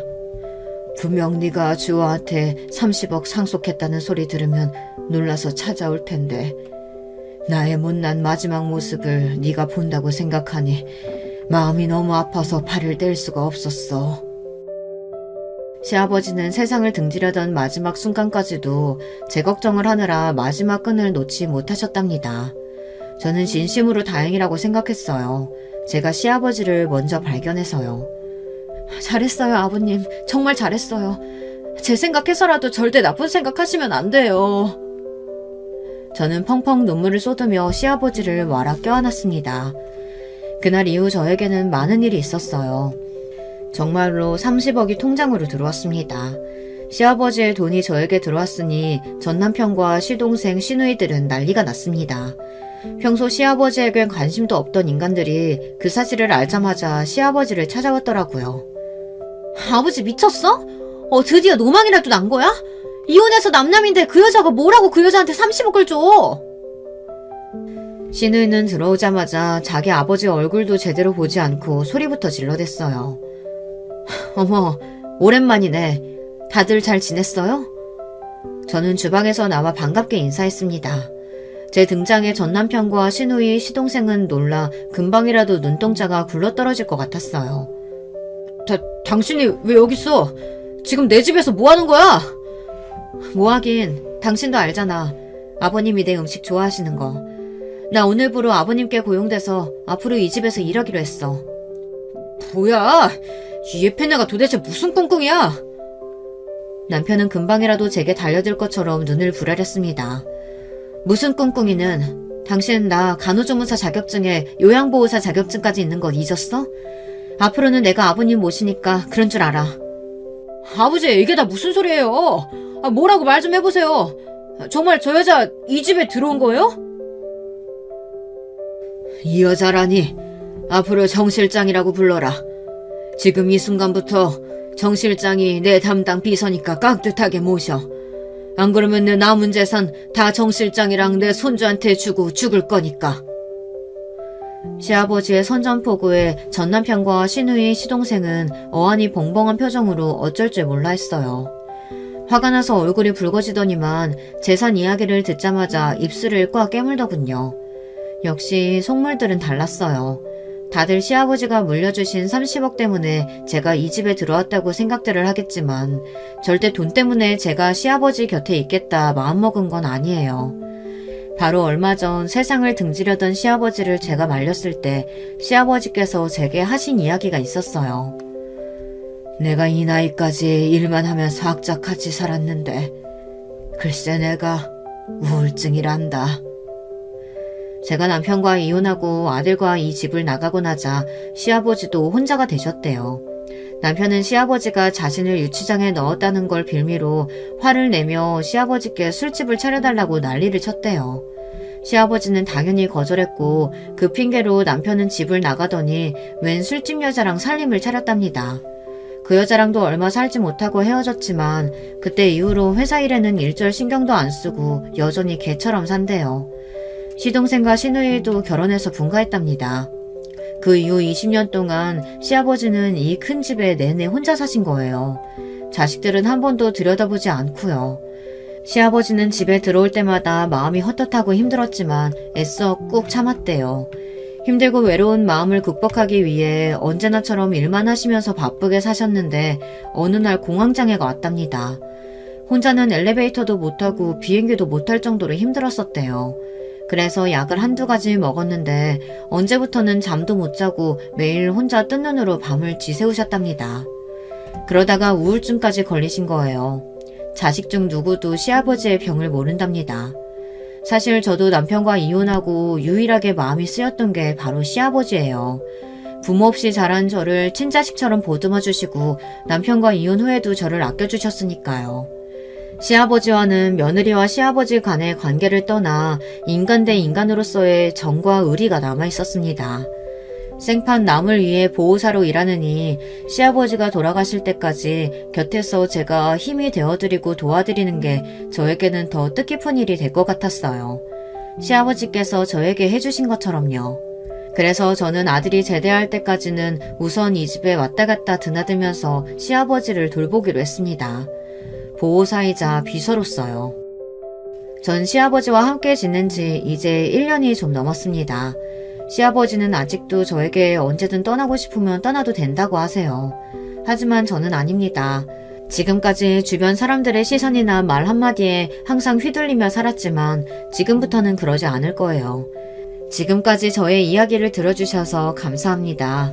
매일 자식들 등살에 치이고 남편의 구박에도 오늘도 가정을 위해 참고 버티시는 유부님들, 우리 서로 힘내라고 위로하는 댓글 한마디씩 달아주시면 서로에게 큰 힘이 될 것 같습니다. 하루라도 자신을 위해 자신이 원하는 대로 살아보시길 바라겠습니다. 여러분, 두 번째 사연 시작하기 전에 좋아요, 구독 꼭 눌러주실 거죠? 그럼 두 번째 사연 바로 시작합니다. 안녕하세요. 저는 서울에 살고 있는 30대 여자입니다. 결혼한 이래 이렇게 큰일이 집안에 터지니 마음 추스르기 참 힘드네요. 집 문제에 너무 얽매여 있다 보니 징글징글하고 우리 집과 전혀 상관이 없는 제3자의 의견을 듣고 싶어 사연을 보내봐요. 개인적으로 저는 아주 잘한 대처라고 생각하지만 한편으론 세상 사람들은 그래도 저를 욕할 수도 있을까 싶어서 말이에요. 이 이야기의 모든 근원은 제가 아주 어렸을 때로부터 시작하게 됐어요. 저는 꽤 유복한 집의 외동딸로 태어나서 엄마 아빠와 친척 어른들의 사랑을 많이 받고 자랐습니다. 사실 솔직히 말해보자면 이럴 만한 배경이 우리 집에 있긴 했어요. 우리 아빠는 사남매 중 차남이셨는데 장남인 큰아빠네 집에 아주 큰 사고가 있었거든요. 큰아빠네에는 저와 나이 차이가 좀 있는 친척 언니와 오빠가 있었어요. 친척 오빠는 저보다 2살 위고 그때 태어난 일가 친척 중 유일하게 남자아이라서 엄청나게 사랑을 받았어요. 워낙에 종민 오빠 자체가 착하기도 하고 누가 봐도 깎아놓은 밤처럼 맨들맨들하게 이쁘게 생겼었거든요. 그런데 그런 오빠에게, 그러니까 오빠가 초등학교 4학년이었을 무렵 그 일대가 다 뒤집어지는 사건이 일어났습니다. 저도 그 당시 TV로 봤던 것으론 익숙했지만 우리 가정 안에 이런 일이 일어날 거라고는 상상도 못했습니다. 당시 번번이 일어나던 범죄 중 하나였던 초딩생 납치가 그때 일어나고 만 거예요. 그때 어른들이 통화하시던 내용으로 상황을 알게 됐습니다. 별일 없이 평범하게 흘러가던 어느 날 우리 엄마는 전화 한 통을 받자마자 이성을 잃고 넋이 나가 계셨거든요. 형님, 그게 정말이에요? 종민이가 납치요? 세상에. 그러면서 엄마는 스르륵 소파에 미끄러지듯 걸터앉았고 당시 초등학생이었던 저는 귀가 밝은 통에 이 얘기를 듣고 얼른 뛰어나왔어요. 엄마, 그게 무슨 말이야? 종민 오빠가 왜? 오빠가... 아니야. 엄마 잠깐 전화 좀 걸어야겠다. 그렇게 엄마는 바쁘게 아빠 회사로 전화를 걸어댔고 그날 그 정신없고 험악했던 집안의 분위기는 아직도 조금 기억이 나요. 큰 집에 있는 식구들은 물론이고 우리 엄마 아빠도 전화만 붙잡고 입술을 깨물고 손톱을 물어뜯고 제정신 아니셨거든요. 그때 아빠도 엄청 기겁을 하셔서는 손을 달달 떨어대셨던 게 생각이 나고요. 저 역시 불안한 마음을 갖고 잠을 내내 자기 힘들었어요. 두 분 다 꼬박 거실에서 밤을 지새우다시피 했고 저는 다음날 학교를 가야 하니 억지로 눕긴 했지만 눈에 눈물이 그렁그렁 맺히더라고요. 하지만 하늘도 무심하시지 종민 오빠는 결국 우리 가족들 곁으로 돌아올 수 없었어요. 오빠는 그저 그렇게 그 어린 나이에, 지금 생각해보면 고작 11살밖에 안 된 그 어린아이가 부모 품에 돌아오지 못하고 하늘나라로 떠났습니다. 이 부분은 작고 크게 신문과 TV에서 다루게 됐고 어린 남자아이가 괴한들에 이끌려 참변을 당한 소식은 그 동네 주변을 매우 차갑도록 얼어붙게 만들었어요. 당시 어렸던 제게 어떤 어른들도 자세히 말해주는 이가 없어서 정확한 정황은 몰랐지만 나중에 알고 보니 유복했던 큰아빠네 집 재산을 둘러싼 원한 같은 게 있었나 봐요. 이후로 정말 안타깝게도 한 2, 3년쯤 지나서 큰아빠네 부부는 이혼을 하게 됐습니다. 제정신이 아닌 큰엄마를 시어머니인 우리 친할머니가 미친 듯이 몰아붙였던 모양이에요. 결국 큰엄마는 하나 남은 자식인 딸을 데리고 본가로 돌아가 버렸어요. 그러니 사실상 이 집안에서 장녀는 제가 돼버린 거예요. 이런저런 분위기 속에 엄마 아빠는 저를 더욱 애지중지하면서 키우셨고 좀 번거로울 정도로 엄마는 저와 붙어 다니려고 하셨답니다. 그나마 엄마의 절친인 명주 이모가 우리 집 근처로 이사 오면서 그게 좀 덜해지긴 했던 것 같아요. 큰 사고를 겪고 나면 사람들은 누군가 어딘가 말을 하고 싶고 그러면서 해소를 하고 싶어지잖아요. 엄마는 그런 부분에서 명주 이모를 아주 많이 의지했었어요. 이모는 우리 엄마랑 중고등학교 동창이기도 했고 결혼하고 저를 낳고 얼마간만 잠깐 못 봤었거든요. 원래 이모는 이 근처로 올 일이 없었는데 참 드물게 끔찍한 일을 겪고 도망치듯 온 거였어요. 당시 전화를 받고 놀랬던 엄마가 얼른 오라고 부르기도 했고요. 명주야, 어떡하면 좋아. 그래서 너네 엄마는 괜찮으셔? 정말 요즘 왜 이렇게 세상이 흉흉하냐. 너 너무 힘들겠다 진짜. 얼른 진주 데리고 이쪽으로 이사 와. 아빠도 엄마와 이모 사이를 잘 알다 보니 대체 뭐 때문에 그러는 건지 물어보시더라고요. 전 이때 밥 먹다가 그 얘기를 듣고 얼마나 놀랬는지 그만 헉소리를 냈습니다. 왜 그러는 거야? 명주씨 무슨 일 있어? 아니 여보 어쩜. 저기 말이야. 진주한테 군대 간 애인이 있나 봐. 근데 진주가 헤어지자고 하니까 글쎄 앙심을 품고 말이지. 찾아오고 그런다나 봐. 겁나게 할 만한 사건들도 있었다고 하네. 자기도 알다시피 명준의 아버지도 안 계시잖아. 집에 남자가 없으니 이런 일이 너무 무섭대. 그러자 아빠가 참 안 됐다는 듯 얼른 불어들이라고 하셨어요. 거참 큰일이네. 확실히 여자들끼리만 있으면 못 인다 할까 무섭기도 하지. 명주씨 동생도 어쩌다가 그런 놈한테 걸려가지고 말이야. 이쪽 근처로 이사 올 수 있으면 얼른 오라고 해. 이렇게 돼서 이모네 가족들은 전부 우리 집 근처로 이사들을 왔고요. 그때부터 자주 드나들면서 매번 얼굴 보면서 지냈습니다. 그 집 할머니가 저한테도 엄청 잘해주셨어요. 아이고, 예진이는 어쩜 이렇게 예쁘게 컸어. 우리 명주도 얼른 결혼해서 예진이처럼 이쁜 딸을 낳아야 될 텐데 말이야. 그런데 알고 보니 할머니한테 참 슬픈 과거가 있으시더라고요. 아마 그래서 그 집 자식인 이모들이 모두 다 하나같이 결혼을 안 하는 것 같더라고요. 명주 이모는 평소엔 엄청 밝은데 그 얘기를 할 땐 되게 어둡게 말을 했어요. 우리 엄마 진짜 고생 많이 했어. 참 고리적 얘기긴 한데 그때 아버지가 첩을 두셨었거든. 넓지도 않은 집에서 그 아줌마가 안방을 차지하고 엄만 쪽방으로 밀려나서 살았다니까. 한쪽 방엔 할머니가 있었는데 어쩜 그렇게 우리 엄마한테 모질게 굴었나 몰라. 엄마는 진짜 이러다 죽을까 싶어서 우리들 데리고 나왔던 거야. 이사간 동네에서 너랑 만나게 된 거고. 어머니한테 그런 슬픈 일이 있는 줄 몰랐다. 명주 네가 진짜 고생 많았겠다. 그러니 너나 진주나 결혼하기 싫어하지. 남자들이란 다 그렇다고 생각하니까 말이야.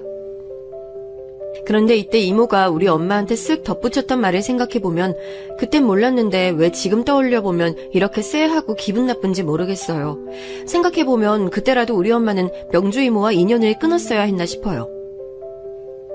남자들이 다 그렇다고 생각하는 게 아니라 남자들은 실제로 다 그래. 정말이야. 세상에 믿을 남자 하나 없다 너. 예진 아빠도 너무 믿지 마. 남자들 다 똑같아. 결혼을 해도 안 해도 남자는 지나가는 여자 보면 딴 생각 드는 법이야. 어머 얘 좀 봐. 예진이 듣는다. 네가 뭔 말하고 싶은지는 알겠는데 우리 집까지 괜히 엮어서 그런 말 하지 마 이거사. 그러면서 엄마는 바로 이모 등짝을 한 대 쳐가며 쓸데없는 소리 하지 말라고 둘이 깔깔대고 웃었었죠. 뭐 저런 농담을 하나 어린 제 눈에도 이상하게 느껴지긴 했지만 당시 마음이 뒤숭숭해서 허하다고 말하던 엄마 곁에 이모가 있어서 다행이다 싶었어요. 그리고 참 이상하게도 명주 이모는 몇몇 남자들을 만나는 것 같지만 결혼은 안 하더라고요. 이후로 저는 점점 그 동네에서 성장하고 대학을 가게 됐어요. 계획이 있어서 호주로 유학을 갔다가 다시 짧게 일본으로 유학도 다녀오는 등 바쁜 삶을 살았습니다. 그런 와중 엄마는 여전히 자신의 절친한 친구인 명주 이모와 함께 시간을 보내면서 저를 챙겼었고요. 그런 와중에 저에게도 거의 친이모 같았던 명주 이모에게 다시 어두운 그림자가 비치게 됐어요. 이 일로 우리 엄마는 한동안 안정을 되찾고 살다가 다시 허기를 느끼게 됐답니다. 이땐 제가 일본에 있을 때였는데 엄마 전화를 받고 엄청 놀랐어요. 뭐라고? 명주 이모가 유방암이라고? 어머 어떡해. 이모는 할머니도 아직 정정하시고 건강하신데 어쩌다가 이모가 그렇게 됐어? 암 걸린 이유를 누가 알겠어. 좌우지간 엄마 너무 속상하고 슬프다. 초기라고는 하는데 그래도 너무 가슴 아프네. 당분간 엄마가 계속 따라다니면서 봐주려고 해. 우리 엄마는 이렇게 마음 아파하면서 정말 지극정성으로 이모를 챙기고 도와줬어요. 나중에 제가 일본에서 한국에 들어갈 무렵 이모는 나아지셨고 몇 년 뒤 제가 결혼할 때에도 같이 건강하게 서서 축하를 해주실 수 있었습니다. 예진아, 꼬맹이였던 애가 언제 이렇게 커가지고 시집을 가냐. 아유, 나보다 네가 더 빨리 시집을 가네. 좋은 남자 있으면 소개 좀 시켜주라. 에이 이모, 이제 아픈 거 다 나으니까 슬슬 연애도 해보고 싶은 거야? 좋아, 내가 좋은 남자분 알아볼게. 이모는 연애할 준비만 하고 있어. 이렇게 저도 너스레를 떨면서 얼굴색이 한결 좋아진 명주 이모를 위로하고 격려했습니다.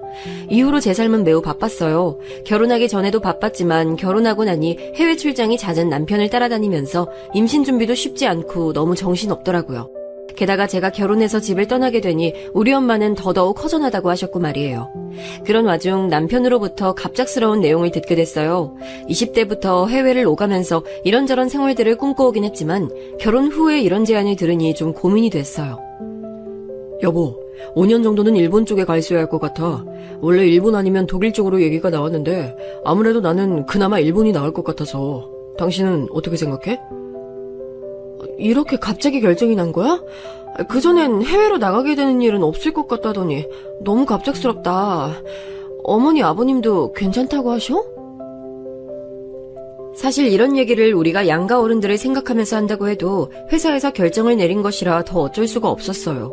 그래서 그렇게 급하게 주거지를 일본으로 옮겨가게 됐고 우리 엄마 아빠는 무척 아쉬워하셨어요.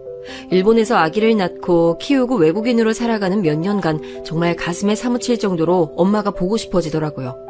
간간히 들어오고 나가면서 연락도 하고 엄마는 명주 이모랑 단둘이 여행으로 이쪽에 오기도 했었어요. 제가 호텔도 잡아드리곤 했었는데 마지막 날 밤에 엄마가 갑자기 저한테 이런 얘기를 하는 거예요. 저도 이제 결혼을 했고 이런 얘기를 이해할 수 있을 거라고 생각했었나 봐요. 하지만 그렇다곤 해도 아빠와 관련된 이런 얘기는 제 가슴을 아주 요동치게 만들더라고요. 예진아, 몇 번이나 너한테 이런 얘기를 해야 되나 고민을 했어. 근데 말이야, 니네 아빠 예전부터 오래 만나온 여자가 있는 것 같아. 엄마, 그게 무슨 말이야? 아빠한테 여자가? 그걸 어떻게 알았어? 엄마 괜히 착각하는 거 아니야? 전 이때 정말 가슴이 너무 허해지면서 어떻게 반응해야 될지 모르겠더라고요. 그 말을 하고 있는 엄마 모습이 너무 허해 보이고 우울해 보여서 그냥 지레짐작으로 하는 말 같지도 않았고요. 여자 있는 거 확실해. 집에도 잘 안 들어오고 옷차림도 그렇고 엄마가 확인한 게 몇 가지 있어. 그래도? 뭐가 그래도? 엄마는 이때 숨을 들이마시더니 힘들게 말을 하더라고요. 솔직히 너무 의외였고 아빠가 새삼 아주 달리 느껴지기 시작했어요. 그렇게 저에게 다정하고 모든 것을 다 해주던 아빠가 말이에요. 아빠가 집에서는 잘하고 엄마한테도 워낙 잘해주잖아. 그냥 그것만 보고 살려고 해. 이 나이에 엄마가 아빠랑 이혼해서 뭘 하겠어. 게다가 니네 아빠는 엄마가 그 사실 아는지도 몰라. 이때 전체적인 내용들을 듣고 얼마나 어질어질하던지 남편에게 이런 얘기를 상담이랍시고 할 수도 없고 정말 미치겠더라고요. 그런 괴로운 내용들을 듣고선 겨우겨우 엄마와 이모를 공항에서 배웅했고 저는 다시 익숙해지지 않는 이 타국에서 일상을 살아가는데 너무 마음이 불편했어요. 그러고선 남편 회사에서 큰일이 터졌고 저도 아이를 유아교육기관에 보내면서 현지 엄마들과 잘 섞이기도 힘들고 무척 골치 아픈 시기를 보냈어요. 외국에서 아이를 키운다는 것, 특히 은은하게 차별이 있는 나라에서 산다는 건 참 쉽지 않더라고요. 그런 와중에 엄마가 했던 그 찝찝한 얘기가 자꾸 마음에 걸렸는데 이내 시간이 그리 오래지 않아 큰 사건으로 떠오르게 돼버렸어요. 저는 설마 엄마를 이렇게 보내는 날이 있을 거라고는 상상도 못했어요. 엄마의 외도 얘기를 비교적 담담히 꺼냈던 엄마는 어쩌면 속으로 더 많이 골마있지 않았을까 싶네요. 그래도 그렇지 엄마는 너무 비극적인 상태로 삶을 마감하게 된 거예요. 그때 아빠에게 급히 연락을 받아 비행기를 타고 한국으로 들어올 때 전 제정신이 아니었어요. 어릴 때부터 곧잘 주변에서 일어나는 사건들을 건너듣고 자란 저였지만 우리 엄마가 집에 든 도둑으로 인해서 참변을 당하셨다니 기가 막힐 노릇이더라고요. 아빠 도둑이요? 도둑? 잡혔어요? 그래, 어떻게 일이 이렇게 되냐? 아빠도 보통 정신이 아니시더라고요. 이때 외가 친척 쪽 식구들이며 명주 이모까지 겨우겨우 도와줘서 마무리를 할 수 있었어요. 멀쩡하게 매번 잘 드나들던 우리 집에 도둑이 들었고 물건만 훔친 게 아니라 엄마까지 그런 기막힌 일을 당하게 되다니 이제 60 다 된 여자가 무슨 힘이 있다고 그런 끔찍한 일을 겪어야 했던 것일까요? 저는 아이 일도 있는지라 제대로 마무리도 짓지 못한 채 친정에 있던 엄마의 짐들만 겨우 챙겨서 다시 일본으로 돌아가게 됐어요. 그래도 내내 눈물이 솟아오르고 울컥하고 마음이 진정되지 않아서 남편에게 사정을 말하게 됐어요. 나 아무래도 당분간은 한국 가 있고 싶어. 얼마간은 말이야. 엄마 일도 제대로 마무리가 안 됐는데 나 혼자 잘 살겠다고 여기 와 있고 싶지 않네. 몇 달만 있다가 다시 들어올게. 그래, 내 걱정하지 말고 가서 장인어른 잘 챙겨드려. 내 쪽에서 먼저 얘기를 했었어야 했는데 내가 미안해. 이렇게 남편과도 얘기가 됐기에 아빠에게 전화를 했는데 당장 오라고 할 줄 알았던 아빠의 반응은 좀 이상했어요. 아, 예진아, 여긴 걱정하지 않아도 돼. 엄마 관련된 건 다 정리했고 집은 여기 더 살기가 좀 그래서 이사를 가기로 했어. 아빠 혼자 알아서 이사하고 다 할 테니까 너무 걱정하지 마. 뭘 그렇게 한 번에 빨리 정리를 했어? 아빠 혼자서 어떻게 지내려고. 나 엄마 짐도 다 못 가져왔단 말이야. 내가 애랑 가서 몇 달 지내도록 할 테니까 새 주소 알려줘. 이렇게 우기고 우겨서 아빠한테 갔어요. 뭔가 훅훅 갑작스레 바뀌어가는 상황들이 너무 정신없고 혼란스러운 가운데 짐을 싸서 아빠 집으로 구태여 왔는데요. 그리 멀지 않은 지역으로 짐을 옮긴 아빠는 집 정리를 겨우겨우 하고 계시더라고요. 엄마의 부재가 여전히 실감이 나지 않고 아직도 울컥하고 토할 것 같은데 제 생각엔 아빠도 보통 마음은 아닐 것 같았어요. 한편으로 서글프게 느껴져서 아빠를 좀 챙기려던 중 일순간 이 새로운 집에서 별개의 인기척이 느껴지는 거예요.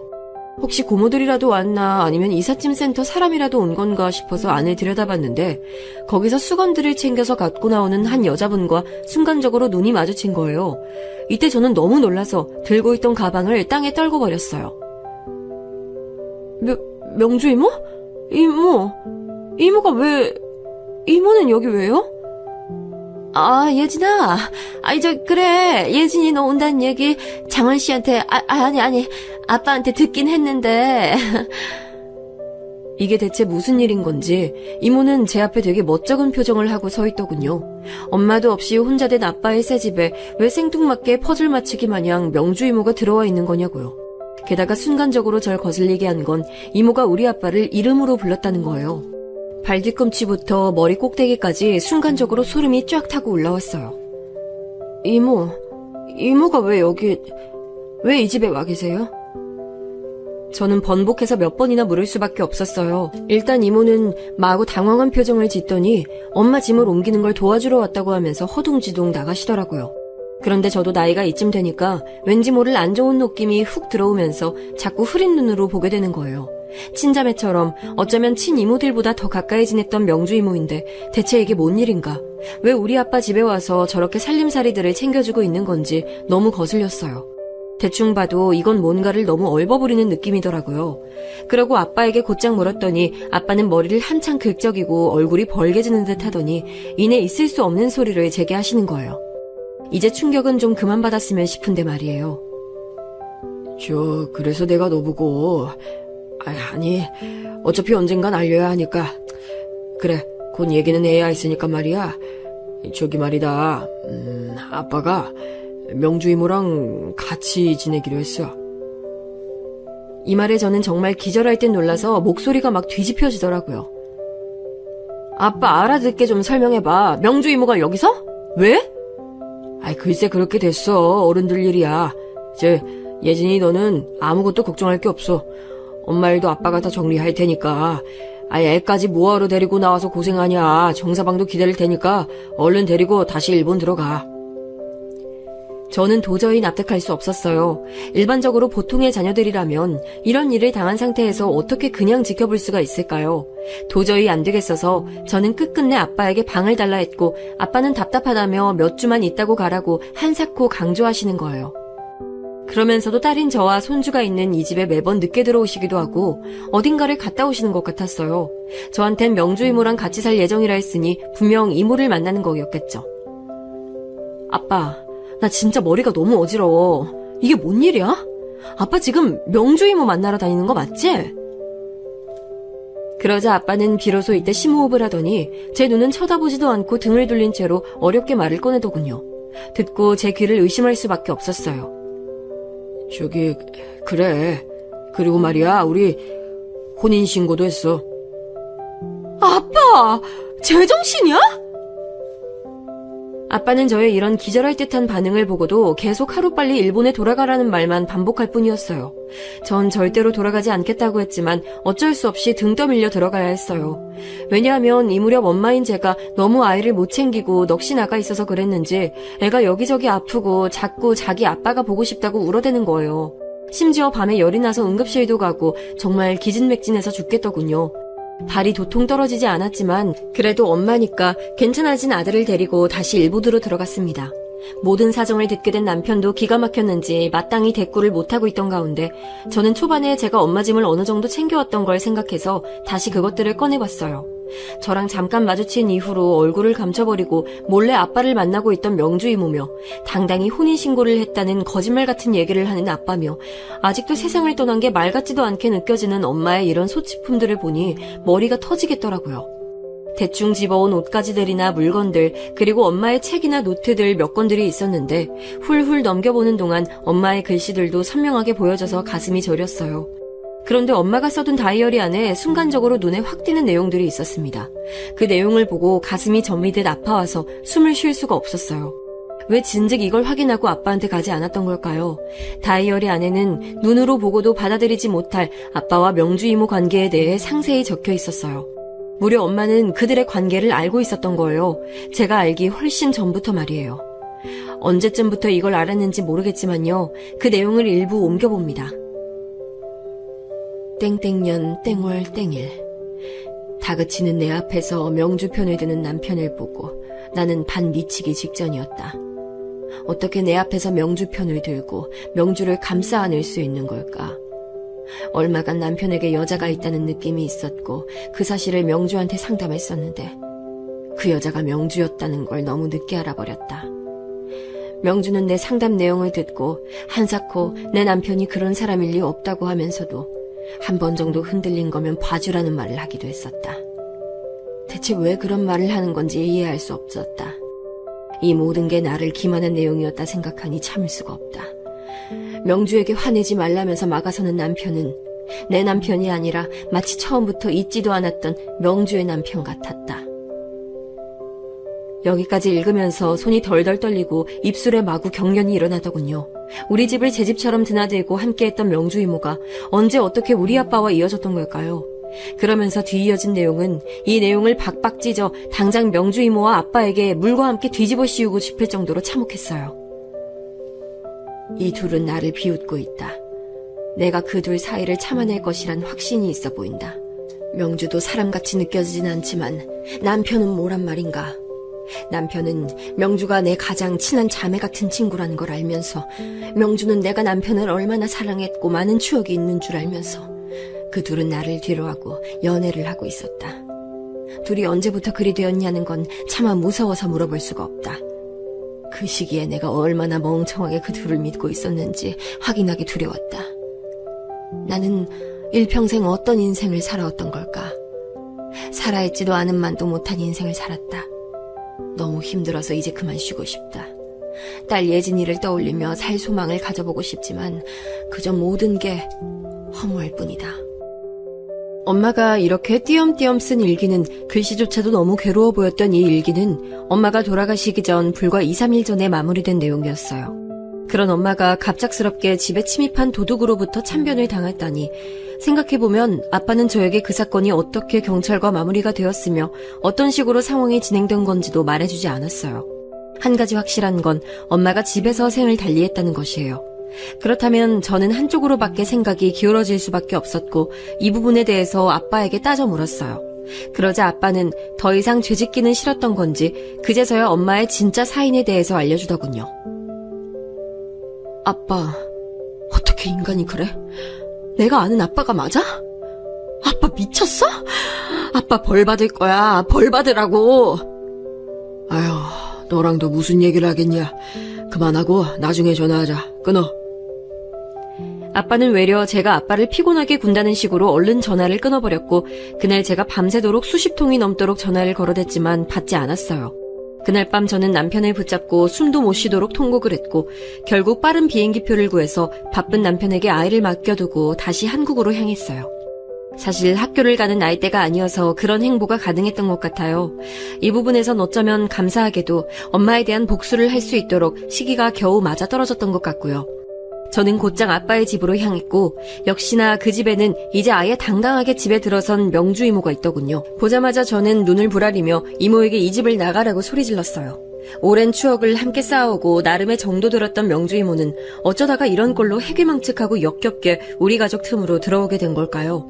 오는 비행기 안에서도 여전히 실감이 안 나고 너무 괴물 같은 현실이라 저는 물 한 모금도 삼키지 못했어요.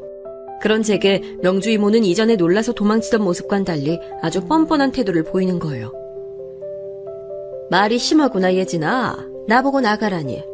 난 네가 나가라고 나가야 되는 사람이 아니야. 아니, 네 아빠에게 들었겠지만 나 니네 아빠랑 같이 사는 사람 됐어. 그러니 말 가려서 해. 나 너무 서운하다. 입 다물어요. 진짜 사고 쳐버리기 전에.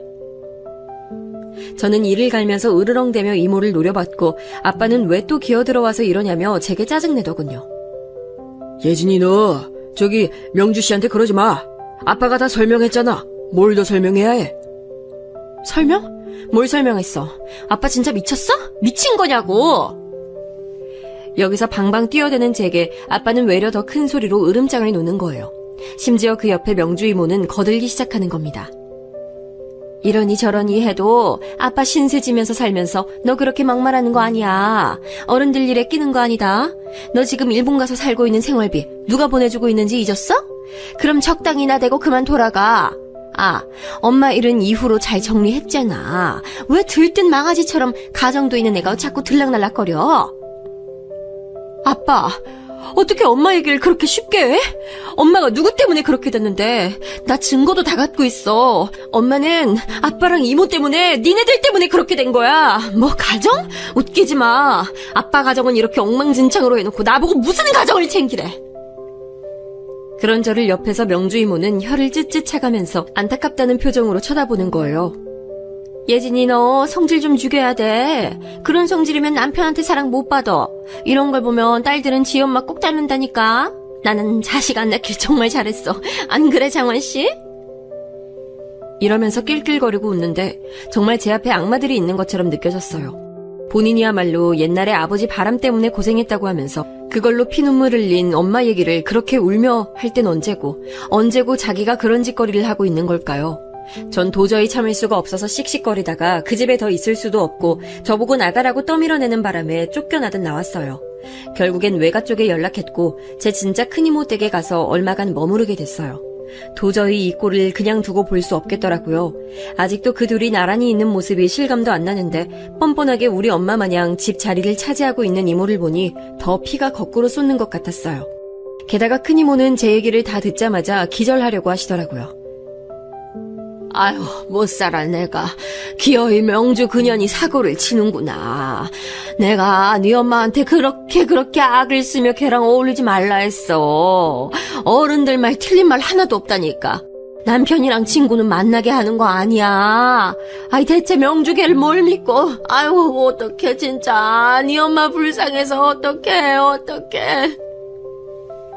큰이모도 당시 정확한 내용을 모르고 있다가 아빠가 둘러댄 내용만 듣고 그냥 정말 사고사인 걸로 생각하셨던 거예요. 그런데 저를 통해서 자세한 내용을 듣고 나니 참을 수가 없었던 거죠. 저는 아빠도 망하게 하고 싶고 이모도 패가 망신은 둘째치고 모든 걸 다 때려 부숴버리고 싶었어요. 한두 해 알아온 친구도 아닌데 엄마랑 같이 지낼 때는 세상 둘도 없는 자매처럼 살더니 우리 엄마를 조롱하고 그렇게 끝으로 몰아넣었다니요. 게다가 제가 되돌아와서 따지는 것도 아주 성가시게 생각하고 우리 집 구석 돌아가는 모양을 너무 잘 알아서인지 아주 능숙하게 받아치더라고요. 제가 몇 번이나 전화해서 욕을 하고 메시지를 남겨도 이모는 너무 뻔뻔하게 나왔어요. 예진아, 내가 진짜 많이 봐주는 거 너 알지? 이런 식으로 너 나 괴롭히면 너도 온전치 못해. 네 엄만 이전부터 정신이 불안하고 상태 나빴어. 왜 자꾸 내 탓을 하냐고. 그리고 장환씨, 네 아빠랑 나는 어쩌다 보니 좋은 감정 된 거야. 불륜? 그럼 무서운 소리 좀 그만해. 우리가 왜 불륜이야? 맹세코린 그런 거 없어. 그러니까 좋은 말 할 때 그만 까불어, 어? 이쯤 되니 저는 머리를 쥐어뜯어가며 이를 갈게 됐습니다. 큰이모네 머무는 그 얼마간 뭘 할 수 있는 것도 없었어요. 그렇게 고민하던 중 번뜩 머릿속을 스쳐가는 것이 하나 있었어요. 바로 저 명주 이모의 동생인 진주 이모와 그들의 엄마인 할머니 말이에요. 엄마 생전에 제가 듣기로 명주 이모가 본인 엄마의 병 때문에 치료비를 많이 썼다고 했었어요. 마침 제게 진주 이모의 전화번호도 있었기 때문에 순간적으로 뭔가에 홀린 듯 전화를 걸어보게 됐어요. 진주 이모는 자기 언니랑 그닥 연락을 안 하고 사는 건지 소식을 전혀 모르는 눈치더라고요. 예진아, 오랜만이다. 엄마 잘 계시지? 이모는 할머니 모시고 부산 내려온 지 벌써 10년이 다 돼가네. 우리 언니도 잘 있는 거지? 아유, 내 언니를 겨우 너한테 물어보고 있네, 뭐. 이쯤 되니 저는 속으로 분노가 마구 차오르는 걸 겨우 누르면서 어떻게 상황을 풀어내야 할지 머리를 마구 굴리게 되더라고요. 할머니를 잠깐 바꿔달라고 했어요. 안부 정도만 묻겠다고요. 할머니 안녕하세요. 저 예진이에요. 네, 잘 지내시죠? 할머니, 저 할 말이 있는데요. 예전에 제가 어릴 때 아주 잘해주셨고 명주 이모네 할머니와 저는 어느 정도 관계성이 있긴 했어요. 마지막으로 본 게 제 결혼식 때였고 그때 와주셨었거든요. 저는 침을 꿀꺽 삼키고 아주 힘겹게 말을 꺼냈어요. 명주 이모가 우리 집안에서 저지른 일들에 대해서 말이에요. 말해봤자 달라질 게 별거 없겠지만 그래도 저는 전할 필요는 있단 생각이 들었거든요. 뭐가 어떻게 되던지 말이에요. 그리고 그렇게 시작한 이 말 한마디로 전혀 생각지도 못한 곳에서 인과응보가 일어나게 돼버렸어요. 아고 그래 예진이구나. 아이고 이게 얼마만이야. 너 결혼식 간다고 부산에서 올라갔었지. 잘 지내지? 할매는 여기서 진주 이모랑 살아. 언제 놀러와? 엄마도 잘 있지? 할머니, 우리 엄마 돌아가셨어요. 이 말에 흠칫 놀란 할머니는 거의 몇 초간 정적을 두고 있다가 겨우 말씀을 하시더라고요. 뭐야? 아니 이게 무슨 일이야? 죽었다고? 아니 대체 무슨 일이야? 언제? 아니 근데 왜 명주는 전화도 안 해주고 대체 왜? 그게 언젠데? 할머니는 예전에 우리 엄마가 때마다 김치를 챙겨주고 진주 이모 학교 등록금을 내주며 소소하게 챙긴 것들을 고마워하셨어요. 무엇보다 시집도 안 가고 말도 잘 안 듣는 자기 딸을 늘 곁에서 데리고 다녀주니 그저 좋아하셨죠. 저는 깨질 듯한 머리를 부여잡고 한숨을 몇 번이나 쉬어댄 후 할머니에게 힘겹게 말했어요. 끝으로 갈수록 제 목소리는 원망과 저주 섞인 목소리로 바뀌어지더군요. 할머니, 우리 엄마 명주 이모 때문에 이렇게 된 거예요. 할머니 딸 명주 이모 때문에요. 뭐야? 예진아, 할매 무슨 말인지 모르겠다. 알아듣게 좀 말해봐. 이게 무슨 말이야? 저는 점점 말을 하면 할수록 제어가 되지 않았고 이까짓 거 이 할머니한테 화풀이해서 될 것도 없는데 뭐하러 이러고 있나 싶기도 했어요. 그래도 계속 말을 쏟아내게 됐어요. 명주 이모, 우리 아빠랑 바람났어요. 지금 우리 아빠랑 산다고요. 우리 아빠랑 눈 맞아서 우리 엄마 조롱했어요. 엄마는 그래서 세상을 등졌어요. 할머니, 뭐 하는 거예요? 왜 딸을 그따위로 키웠어요? 저한테 잘해주셨던 분이긴 했지만 그건 그냥 어릴 때 잠깐 기억하는 온정에 지나지 않아요. 엄마가 어떻게 됐는지 그리고 그 뒤로 돌아온 아빠의 멍청한 반응들이며 사람 같지도 않게 구는 명주 이모의 지독스런 태도를 보니 누구든 붙잡고 욕을 퍼붓고 싶었거든요. 이모한테 씨알도 안 먹힐 욕이라면 그 가족이라도 같이 욕을 먹고 죄를 감당하라는 심정이었어요. 할머니는 제 말에 계속 웅얼웅얼 거리더니 전화가 갑자기 안 들리고 뚝 끊어지더라고요. 저는 이때 숨을 훅훅 들이쉬며 오갈 데 없는 분노를 쏟을 데가 없어 그저 오열하기만 했어요. 그랬더니 곧장 진주 이모한테 전화가 걸려오더니 난리를 치는 거예요. 이 전화를 받아보니 어쭈 이것 봐라 싶더라고요. 예진아, 너 때문에 지금 우리 엄마 큰일 났어. 너 어떡할 거야? 이 말을 듣고 처음엔 움찔했지만 점점 시간이 지날수록 머리가 차가워지더라고요. 뭘 어쩌라는 건지 모르겠어요. 남의 집 부숴놓고 사람을 궁지에 몰아넣어 놓고서 그렇게 만들어 놓은 자식을 이 땅에 낳아놓고 교육도 제대로 안 시킨 주제에 그까짓 거 충격받고 좀 쓰러지는 게 무슨 문제라고요. 그래서 저는 곧장 멍청한 명주 이모에게 다시 전화를 걸었고 제 전화를 안 받고 넘겨버리길래 곧장 메시지를 남겼어요. 좋은 말 할 때 전화 받는 게 좋을 거예요. 안 받으면 후회할 일이 생길 거니까요. 이 문자를 받는지 곧장 전화가 와서 왜 어른 같고 장난질이냐고 하길래 저도 용건부터 말했어요.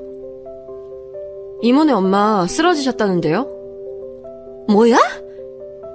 뭘 놀라요? 본인 엄마랑 보아하니 별로 연락도 안 했나 보던데 우리 엄마 저렇게 되신 것도 모르시던데요, 할머니는?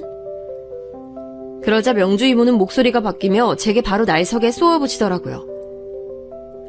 야 예진아, 너 뭔 짓 한 거야? 미쳤어? 노인이한테 전화를 했다고? 왜요? 얘기하면 안 될 짓 한 건 알아요?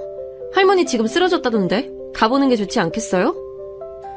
그러자 명주 이모는 정말 멍청하게도 멀리 살고 연락도 안 한 지 오래된 자기 가족한테 이런 여파가 갈 거란 생각을 못했나 봐요. 그냥 당장 자기만 좋아서 지내면 끝이라고 생각했던 건지 왜 자기 여동생과 엄마랑 연락 안 하고 안 보고 사는지는 모르겠지만 기겁하듯 놀라더라고요. 너 이거 진짜 가만 안 둬. 왜 우리 엄마한테 엄마 가뜩이나 심장도 안 좋은데. 엄마? 와, 진짜 이거 상멍청이가 따로 없네. 네 엄마는 심장 아파서 걱정돼 죽겠고 내 엄마는 그 꼴 당해도 되는 거야? 야, 너 천벌 받을 거야. 네가 한 대로 되돌려 받는 거야. 내 엄마 뺏어가고 네 엄마도 잘못돼 봐라. 전 이성을 다 잃고 빽빽거리며 소리 질렀고 큰이모가 대체 무슨 일이냐며 왜 너까지 그러냐며 저를 붙들었어요. 겨우 진정하고 누워있는데 명주 그 인간으로부터 전화가 계속 걸려오더군요. 나중엔 급기야 아빠한테까지 걸려오고 정말 전화가 끊기지 않을 만큼 1시간 내내 진동이 울려대길래 겨우 받았어요. 그랬더니 아빠는 받자마자 대차게 욕을 해대는 거예요. 야, 너 네가 지금 뭔 짓 한지 알아? 명주 씨 어머니 쓰러져서 지금 병원 실려가셨대. 잘못되면 어쩌려고 그래? 얘가 진짜 정신 빠져가지고 못하는 짓거리야 정말. 그 말을 듣고 저는 웃음밖에 나지 않더라고요. 거기다 더 이어서 말을 해줬어요. 아빠는 머리가 어떻게 된 거야? 지금 자기 입장이 어떤지도 몰라? 지금 누구 걱정을 해주고 앉아있어 태평하게. 엄마를 반은 미치게 만들어서 궁지로 몰아넣고 지금 그런 소리가 나와? 명주 그 인간 지 엄마도 그 꼴 되는 거 보라고 해. 연락도 안 하고 안 보고 살던 노인네가 자기 불륜 때문에 쓰러지니까 이제 걱정돼? 아이고 눈물 난다 눈물 나. 그러고 전화를 끊어버린 후 온몸이 달달 떨려오면서 아빠로 인해 끓어오르는 분노를 어찌해야 할지 모르겠더군요. 그러고 한참 누워있다가 벌떡 일어났어요. 그러곤 곧장 큰아빠에게 전화를 걸어 이제껏 있었던 일들을 다 얘기했어요. 큰아빠는 혼자 몸으로 계속 자식도 없이 친지도 없이 홀로 회사를 이끌어오고 계셨고 그 일을 저희 아빠와 나눠서 하고 계셨거든요. 그나마 제 딴엔 어른이라고 여겼던 분이었기에 큰아빠에게 모든 일을 울면서 털어놨어요. 큰아빠, 우리 엄마 어떤 분인지 아시죠? 엄마 정말 아빠만 보고 살았어요. 근데 아빠가 저렇게 돼버렸어요. 아빠한테 벌을 주세요. 부탁드려요. 어찌 보면 큰아빠한테 이런 일을 털어놓는다고 해서 뭐가 바뀌는 건지 의아해하시는 분들이 있을 수 있겠는데요. 예전부터 저희 아빠와 함께 아주 작은 회사를 운영하고 계셨거든요. 무역 관련해서 아빠 쪽에 넘긴 일들이 많았고 그 덕에 아빠도 형의 힘을 빌려 조금 경제력을 갖추게 된 거예요. 큰아빠는 사정은 딱하게 됐지만 어떡하냐고 얘기를 하시기에 저는 구체적으로 제가 실제로 상상도 했던 내용이고 전혀 과한 게 아닌 염려를 전달했어요. 아빠, 여자한테 미쳐있어요. 제정신이 아니에요. 자기 부인이 자기 때문에 죽었는데 저렇게 생판 남이 죽은 것처럼 아무렇지 않게 집을 정리해버렸어요. 정말 제대로 돌은 거 맞아요. 딸인 제 얘긴 듣지도 않고 저한테 아주 무섭게 화를 냈어요. 자식이고 뭐고 눈에 아무것도 안 보이는 거예요 지금. 그 명주라는 여자 집도 절도 없고 가난해서 아빠한테 돈 뽑아먹을 거예요. 큰아빠네 회사 아빠가 갖고 있는 것들도 여차하면 그 여자한테 줄 수 있어요. 그래도 괜찮으시겠어요? 그냥 다 싹 걷어오세요. 아빠 아무것도 없어야 돼요. 망해봐야 돼요. 큰아빠는 안 그래도 딱하게 듣고 있었긴 했지만 돈과 회사 관련해서 얘기가 이렇게 이어지니 점점 한숨이 짙어지시더군요. 아무리 제게 아빠라고 하고 저런 일을 알기 전까진 다정했던 사람이라지만 솔직히 아빠가 큰아빠 덕을 보고 경제적 여유를 갖게 된 건 가족들 중 누구도 부인할 수 없거든요. 이혼하고 자식도 없이 물려줄 사람도 없이 형제인 우리 아빠와 함께했던 건데 이런 식으로 흐지부지하게 사람이 멍청해지면 뭔 짓을 할지 모르는 거잖아요. 큰아빠는 겨우 결심을 하셨고 아빠가 그 여자 꽁무니 쫓아다니며 그 집 할머니 수습을 같이 해주는 멍청한 짓을 하는 동안 제 말대로 조금씩 회사 관련된 부분들을 정리하셨어요. 저는 그 시기까지 기다릴 수가 없어 결국 일본으로 다시 돌아갔지만 몇 주 더 지나서 큰아빠로부터 전화를 받아봤어요. 비로소 드디어 분노와 통탄의 눈물이 아닌 뭔가를 겨우 했다는 그런 눈물이 흐르더라고요. 예진아, 장환이 네 아빠 발악을 하더라. 그래도 어쩌겠냐. 나도 맘먹고 움직이기 힘들었다. 솔직히 말해서 재수씨도 안타깝고 너도 안 됐고 네 말만 따나 내가 한창 때부터 일궈온 이 작은 회사를 유지해야 하기도 했거든. 네 아빠 이걸로 해두고 그만 놔두자. 예진이 너도 고생 많았을 거야. 한동안은 네 인생 살아. 큰아빠, 죄송해요. 제 얘기 들어주셔서 감사해요. 이렇게 상황들이 정리되어 아빠는 아빠대로 이유를 알지 못한 채 회사에서 밀려나 많은 일들을 빼앗기게 됐더군요. 경제력이 이전만 못하게 된 와중에 그 명주 이모라는 인간은 지 엄마 쓰러져서 오늘 내일 하고 있으니 몇 년 만에 부산에 내려갔다나 봐요. 아빠가 저한테 굳이 전화까지 걸어서 난리를 치는 내용을 들어보니 상황이 심각하다고 하더군요. 전 그저 모든 게 인과응보라고 생각해요. 우리 엄마한테 나름대로 금전적인 신세를 졌던 집안이고 명주 이모 자체도 엄마랑 가까이 살면서 얻은 혜택들이 많았어요. 엄마 덕에 해외여행도 가고 좋은 데도 많이 다니고 챙겨준 것들도 많고 위급할 때 돈도 빌려주고 챙겨준 게 많았는데 이런 식으로 발등을 찍었죠. 아니 찍다 못해 찢었다는 표현이 맞을 거예요. 그런 인간들에게는 자비란 없어요. 사람 고쳐 쓰는 거 아니고 아니다 싶으면 뽑아서 싹 다 버려야 한다고 이번 일로 처절하게 느꼈어요. 아빠는 아직도 정신 못 차리고 그 이모한테 미쳐서는 저한테 추태스러운 소리를 하시더군요. 명주 씨네 어르신 잘못되면 돌아가시면 다 네 잘못이야. 어쩌려고 그래? 그 죄를 어쩌려고 그러냐? 웃기고 있네. 그럼 잘못대로 해. 잘못돼도 그 죄는 못 지워. 죽어서도 그 죄는 못 지운다고 전해줘. 너무 한심한 게 남 걱정하며 저런 소리나 짓거리고 있을 때가 아닐 텐데 말이에요. 다행인지 불행인지 아빠는 제가 큰아빠한테 부탁한 내용을 모르고 있더군요. 아마 큰아빠가 말씀하시지 않고 임의대로 정리하신 게 분명해 보였어요. 제가 복수한다고 버린 건 기껏해야 명주 이모 할머니 쓰러지시게 만든 정도인 줄 알고 있는 것 같아서 그냥 그걸로 넘기고 살려고 해요. 저한테 아빠란 존재는 없으며 그냥 차라리 큰아빠나 외가 쪽 큰이모를 제 부모님들처럼 여기고 살아가는 게 맞는 것 같아요. 두 분 다 제가 졸지에 엄마를 잃고 말년에 저런 추태를 벌인 아빠가 있는 상황을 안타까워하시거든요. 명주 이모라는 인간이 끝까지 고통받으며 남의 소중한 엄마이자 자기에게 더없이 다정했던 친구를 저버린 죄를 받았으면 좋겠어요. 아빠요. 아빠는 더 말할 것도 없어요. 돈도 이전 같지 못하게 없는 데다가 자기 엄마를 적골로 만든 남자를 명주 이모 같은 못돼 먹은 여자가 더 붙들고 있을 이유가 있겠나요? 둘 다 저런 식으로 죄라는 돌덩어리를 안고 알아서 굴러떨어질 게 뻔하고 저는 그 꼴을 시간을 길게 두고 오래도록 봐줄 예정이에요. 제 인생 살기도 벅차지만 그 꼴은 꼭 눈으로 확인하며 살 겁니다. 불쌍한 우리 엄마, 뭐래도 엄마와 내가 겪게 된 이 가당찮은 이별은 되돌릴 수 없지만 말이에요. 여기까지 꽤 괴로운 얘기였지만 들어주셔서 감사합니다. 모두들 건강하세요.